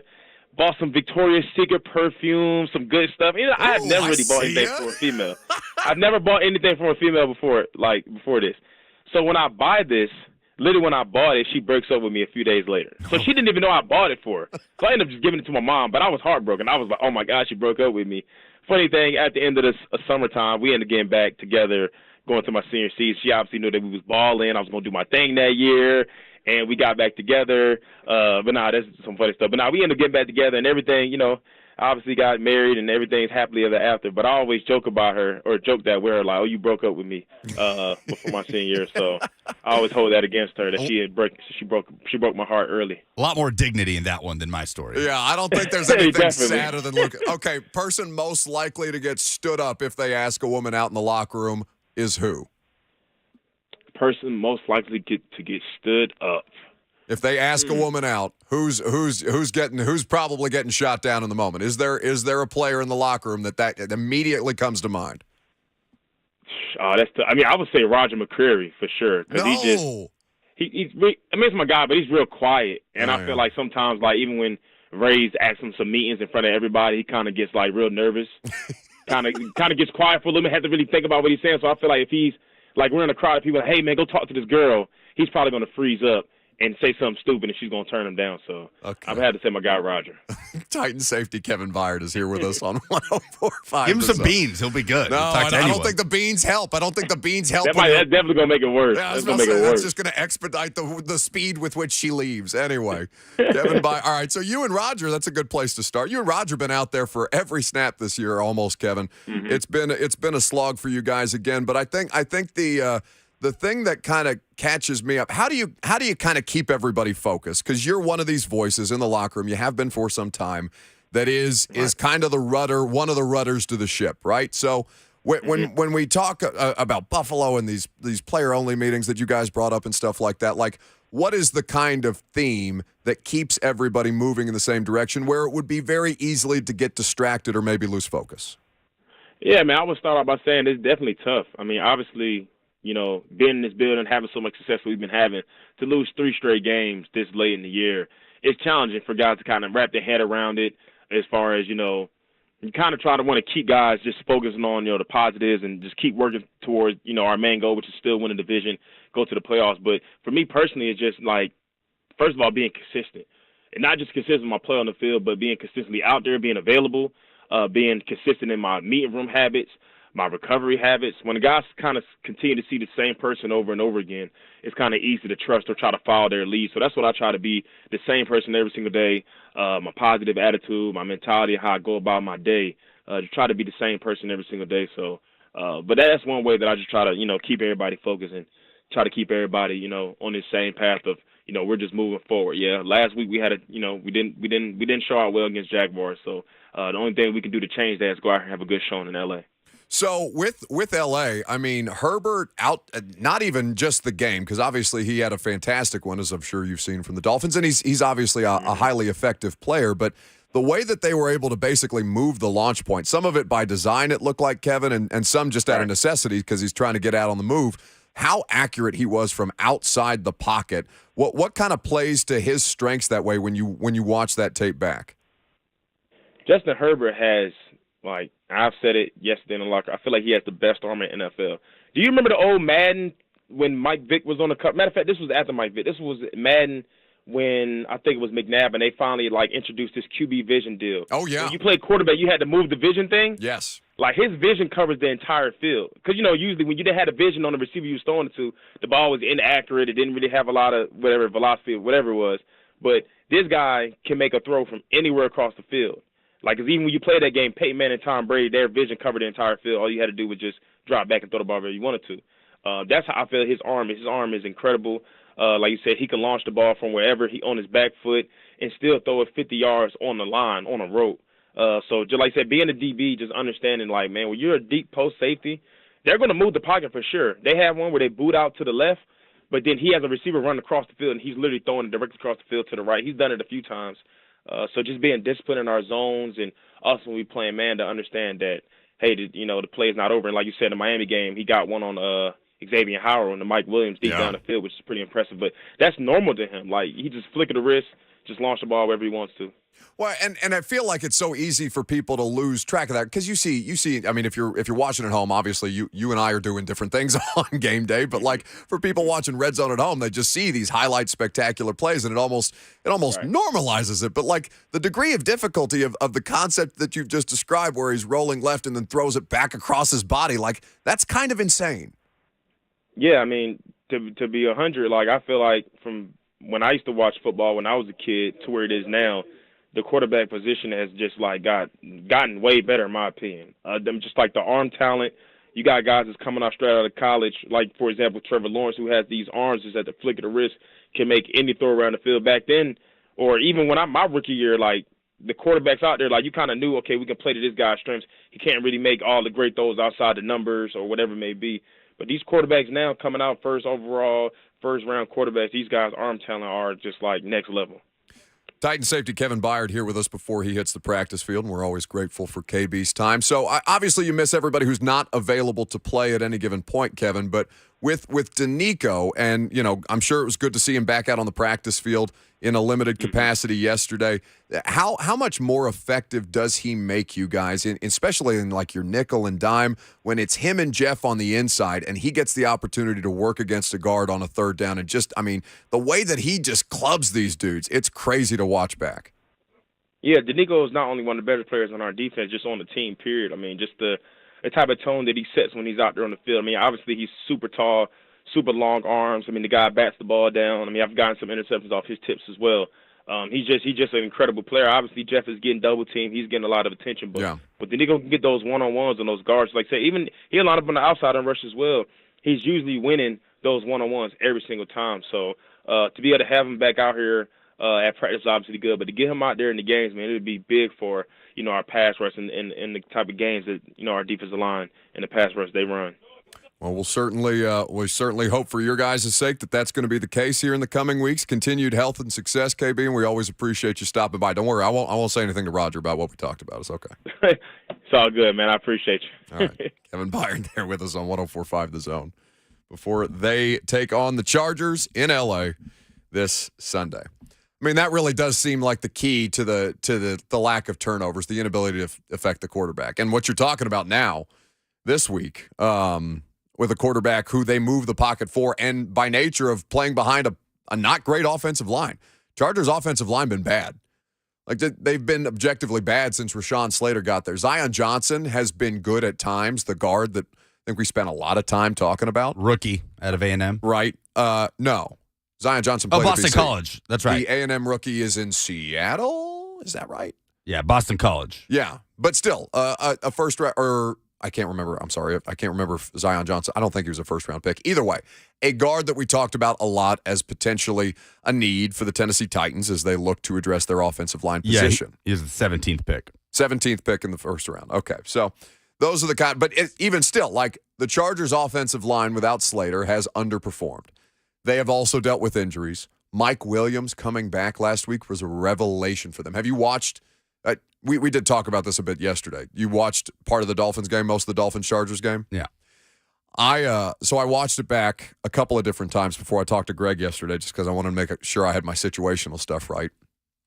And the symmetry or chemistry, rather, that him and Mike Williams have, he was targeted, Mike Williams, his first game back since like the middle of November, right about the last time the Titans got a turnover. I think it was November the 20th when he re-aggravated his high ankle sprain, had to miss some more time. He came back into this game against the Dolphins for the first time since November 20th. He was targeted 6 times. He caught all 6 passes. He had a 55-yard bomb that he hauled in. He was making contested catches all over the field. The guy is insane. And it's like that's the kind of complementary pieces that now Keenan Allen can be in his career. He's not your like outright dominant number one receiver anymore, but Keenan Allen's still a very high-level player. And by the way, Josh Palmer has benefited immensely, who we know well around here. Josh Palmer has benefited immensely from those increased opportunities in the absence of the other two. Mike Williams has had some big games this year. Mike Williams is a very high-level player. I mean, he's played in 9 games this year. He's had 400-plus yard performances. Is it fair to say that Mike Williams has been a better player in his career than Corey Davis? I think to maybe take a closer look at the availability, but yeah, I mean at surface level, I think you could say that. It does certainly. The optics seem that way. I would need to look a little closer at the numbers and, as you said, the availability to kind of make a more accurate assessment on that. But yeah, man, this Chargers offense with Mike Williams back in the lineup, they can mitigate a lot of the problems that they've been having because they've been struggling for a little bit. And they weren't outright, they weren't great. They weren't dominant. But Herbert, they put him in a lot of different positions to succeed. And that's exactly what you don't want to see if you're the Titans defense. Let's go to Chris in Murfreesboro who wants to suggest a tune that Lucas wrote his love song to. Hey, Chris. Hey, this song probably was back then when Lucas was in junior high, but Confederate Railroad. I like my women a little on the trashy side. Okay. I love that. I wasn't sure where it was going with Confederate Railroad. Oh, goodness. I don't know a lot of these. Well, I know a lot of these songs. By the way, we have to come back with Rick Astley at some point today. I feel like there have been egregious opportunities here. So do you feel any better or worse about your circumstance? Like even Kevin Byard gets broken up with. Yeah. See that? Does that make you feel better? We've all been there. Yeah. Well, no, not all of us. Not all of us with the love songs. So as Todd Downing is speaking to the media now, Titans offensive coordinator, the question that I would most want to ask him is how. Do you remember his introductory press conference? I think it was a Zoom when they promoted him because Art got the job after the Falcons job after the COVID season. And I remember being on a Zoom with Todd Downing. I think they were still working out of the bubble at the time, just for the purposes of social distancing. And Downing said something to the effect of, well, it's not the Todd Downing offense. It's the Tennessee Titans offense. And that has stuck with me in the last couple of months, kind of calling back to that.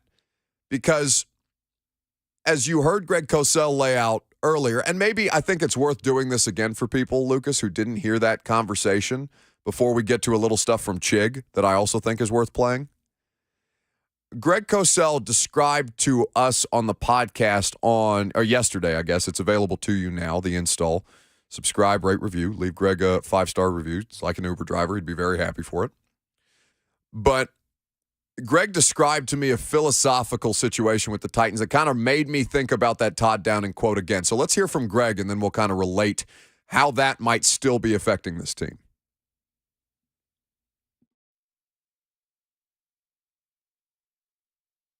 That is unknown, but they have a defined way in which they want to play.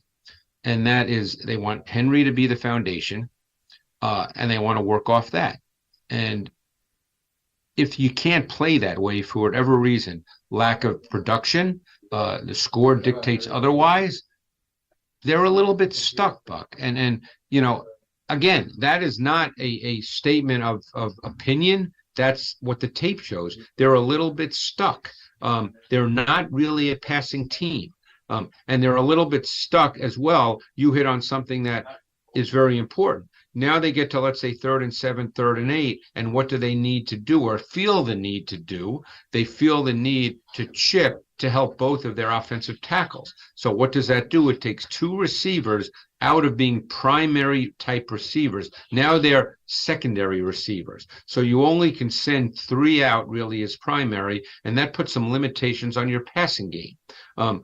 But I think that, look, I think a play to me was really telling this past week. And I think it's important to say it. So they're losing 20-14 going into the half. Okay, yep. No problem. So the Jaguars come out and have a drive over 7 minutes, and they score a touchdown. So now the score is 27-14. And you can argue, hey, you're still in the game, which you are. But they're also not a big play offense. It's not like the Bills, the Chiefs, the Bengals, teams like that can just automatically hit a 50-yarder and they're right back in the game. So what do they do on their first offensive snap after they're now down by 2 scores? And don't forget, we're now in the middle of the 3rd quarter. Right. And the nature of a drive that, like the Jaguars had, is a little bit demoralizing. It's not like the Jaguars scored on 3 plays and you say, okay, we still have the whole second half left. Nothing's changed. All of a sudden, there's only a quarter and a half left in the game. And what do they do on their first play? They line up with 6 offensive linemen and 2 tight ends. So, this is not a team that thinks in terms of let's attack with the pass game. And at some point in this league, if you want to get where you want to get to, and we know how super competitive Mike Vrabel is, again, I don't know the answers here. I can pose the questions, right, but you're going to have to be far more proactive and aggressive with your pass game at some point in time. And you can't keep falling back, not the team, but just people in general on the idea, well, they don't have great weapons. Then you have to scheme stuff, but you have to throw the football and you have to attack with the pass game. So that would be the question that I'd ask Todd Downing today is, why do you not attack more with your pass game? Is there something, and maybe he wouldn't give us an answer, maybe it would just default to some kind of consistency comment because that's where these things typically seem to lead to. I'm sure there would be comments about situational stuff and on it goes, but like at the core of it, like there seems to be a philosophical lack of urgency when it comes to attacking with the passing game. And I haven't heard a good answer or even an answer really about that. Now, Todd Downing is currently speaking to the media, and Tehran asked Todd Downing about different ways that they can make the offensive line more successful in their passing game, some of the play calls that they can use. Here's the Titans OC. I think that we've had some mixed success with those quick game passes, and certainly, that's something that we've employed throughout the course of the season. The early part of the second half, sometimes you can try to get something off the call sheet that you've had marinating there for a little while. And then sometimes you're trying to get back to something that you made a little adjustment to on the sideline. So as a play caller, I'm trying to put our guys in the best position to go execute and play fast. And clearly we got to come up with the right answer for that going forward.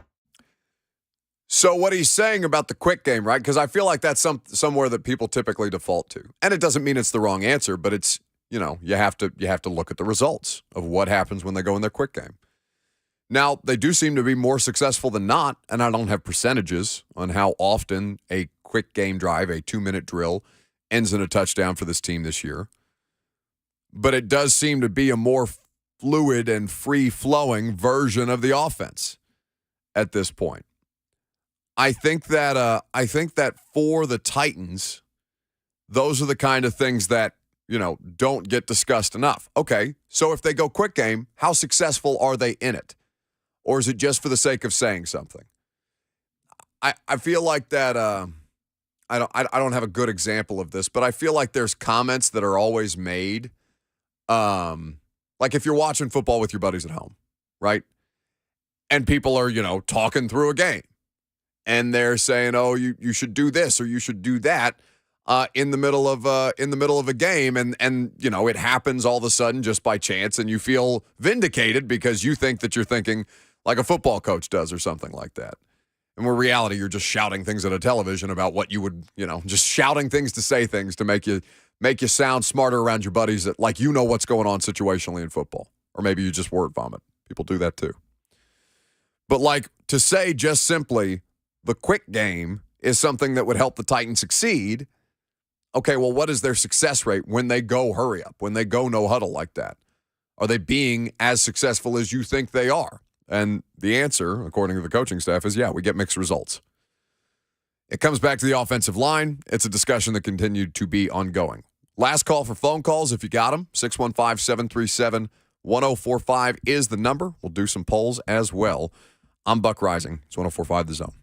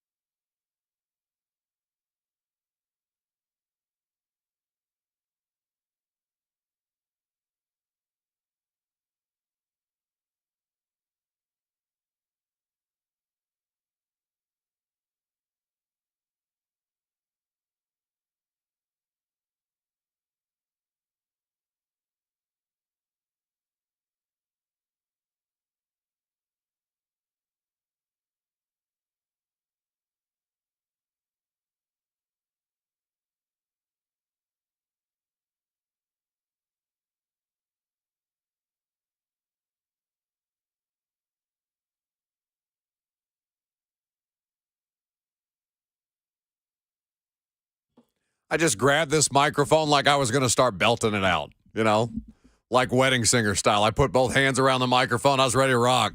Hard not to. It's so good. So what's the best one that we've gotten? Like the best tune of a love song? Because I really think, I told you one off the air. Somebody sang Emily to the tune of Black Eyed Peas. I'm a Bee. That's objectively hilarious. That might be my favorite. It's a really good one. Yeah. Now, we did not put it on an official poll, obviously going through villain origin stories. Yes, that is the word I'm trying to say. Robert hid notes at a house party. Lucas wrote songs to a woman who turned him down. I stole my cousin's phone and texted my ex-girlfriend after I'm pretty sure I was blocked. Varying degrees of crazy. Mine was when I was 11. Y'all's were when you were young adults. No, I was by far the oldest at this point. Yes. I was 23 or 24. So yes, I have the most shame about that because that was a down bad moment. Me and Buck were merely molded by the darkness, and Lucas was born in it. Yeah, but I don't have any lasting trauma for. I mean, it's a bad memory. It's a terrible moment for me. But like, I don't have any like lasting trauma the way that you two seem to. Yeah, no, I don't trust women at all. Like my mom asked me to do something. It's like, why do you need my social security number? What are you texting me for, woman? I'm sure your girlfriend really appreciates that. Do you have no idea the disdain that woman has for me? I can imagine. What are the best nominees that we have seen at Buck Rising on Twitter for the song selection that Lucas may or may not have written at an 11-year-old love tune to? Achy Breaky Heart was Bart's submission. Achy Breaky Heart by Billy Ray Cyrus. I think that one of the more accurate ones, Bucket said Time of Your Life. Green Day. That's a good one. Good riddance. Like that a lot. That one could be accurate because that's very popular when I was in middle school. Big Green Day guy, 11-year-old Lucas. And, a lot of Green Day songs you could kind of somewhat play with like 3 to 4 chord progression. And seventh grade Lucas, thinking he could play the guitar, probably thought he could play that song. Meanwhile, there has been some actual sports news. Darnell Wright, the right tackle who declared his intentions to go to the Senior Bowl and thereby the NFL Draft, is going to play in the Orange Bowl against Clemson. We were talking about it, joking amongst ourselves, how funny it is that like our reaction to a player who is going to the draft but also opting into the bowl game is like, oh, how about that? That's a surprise. And, I assume it's just because he gives him the opportunity to put more tape out there against pro prospects like Clemson typically has on the defensive line and again does this year. When you look at the risk reward for these guys to play in these games, there is a reward element of it too. It does not outweigh the risk. I mean, if you've survived healthy a full college football season and you're like, all right, one more game, one more go, and something god awful happens, like no, not in that sport. Well, I think like for a guy like Will Levis, that somehow is still a first-round prospect despite having an awful season. I get it. If I'm Will Levis, I'm like, I'm not going to, no way. have another game. Exposing myself. Yeah. And I'm not getting out there to throw 2 more interceptions against this Iowa defense and have my stock drop at all. It was actually good. No way. Yes, it's a good defense. But a guy like Darnell Wright that could feasibly still do work to improve his draft stock in the bowl game and at the Senior Bowl, which he's accepted an invite to, I get it. And guys, a lot of guys want to finish out what they started with their team, so I get it. Do those guys still get those gift baskets if they opt out? Do they get like a ring if their team wins? I don't know. I think it varies. I mean, guys like Jalen Hyatt and Cedric Tillman they're going to be with the team. They're going to be in the locker room and on the sideline. Yeah, I don't think you get. I don't think you get like petty at the end and be like, no, you can't have the bowl game ring or swag. Well, if they were going to take away the swag from me, I would be like, oh yeah, I'm playing in the bowl game, and then we would have warm ups, and I'd be like, oh. My hammy's super tight. Thanks for the beats, though. Oh. Thank you for the Lazy Boy recliner that has been gifted to my hotel room. What am I going to do with this thing? $50 gift card to Best Buy. Thanks. I love it. It's exactly my size. My knee. Quick news update. Who has now replaced Mrs. And obviously, that it seems harsh phrasing by me. Mississippi State, obviously tragedy with the passing of Mike Leach. They have made a move to promote internally their next head coach, yes? Yeah, Zach Arnett, the defensive coordinator, was the interim when Leach was hospitalized, and now he's the man. I mean, they're giving him a 4-year deal, an average of $3 million per year. John Bryce of Football Scoop came on Blaine and Mickey yesterday and said that was a guy whose name was floated out for a few head coaching jobs even last season. Maybe a little bit lower level than Mississippi State, but he's highly thought of. Did a good job at San Diego State before coming to Starkville, and now he gets his shot in some obviously tragic circumstances. Polls.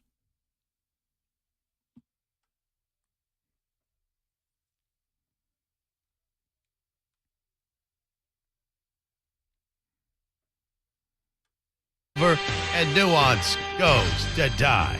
Now, here's your favorite Buck Rising Show correspondent, Lucas Pan. Make that poll Zika.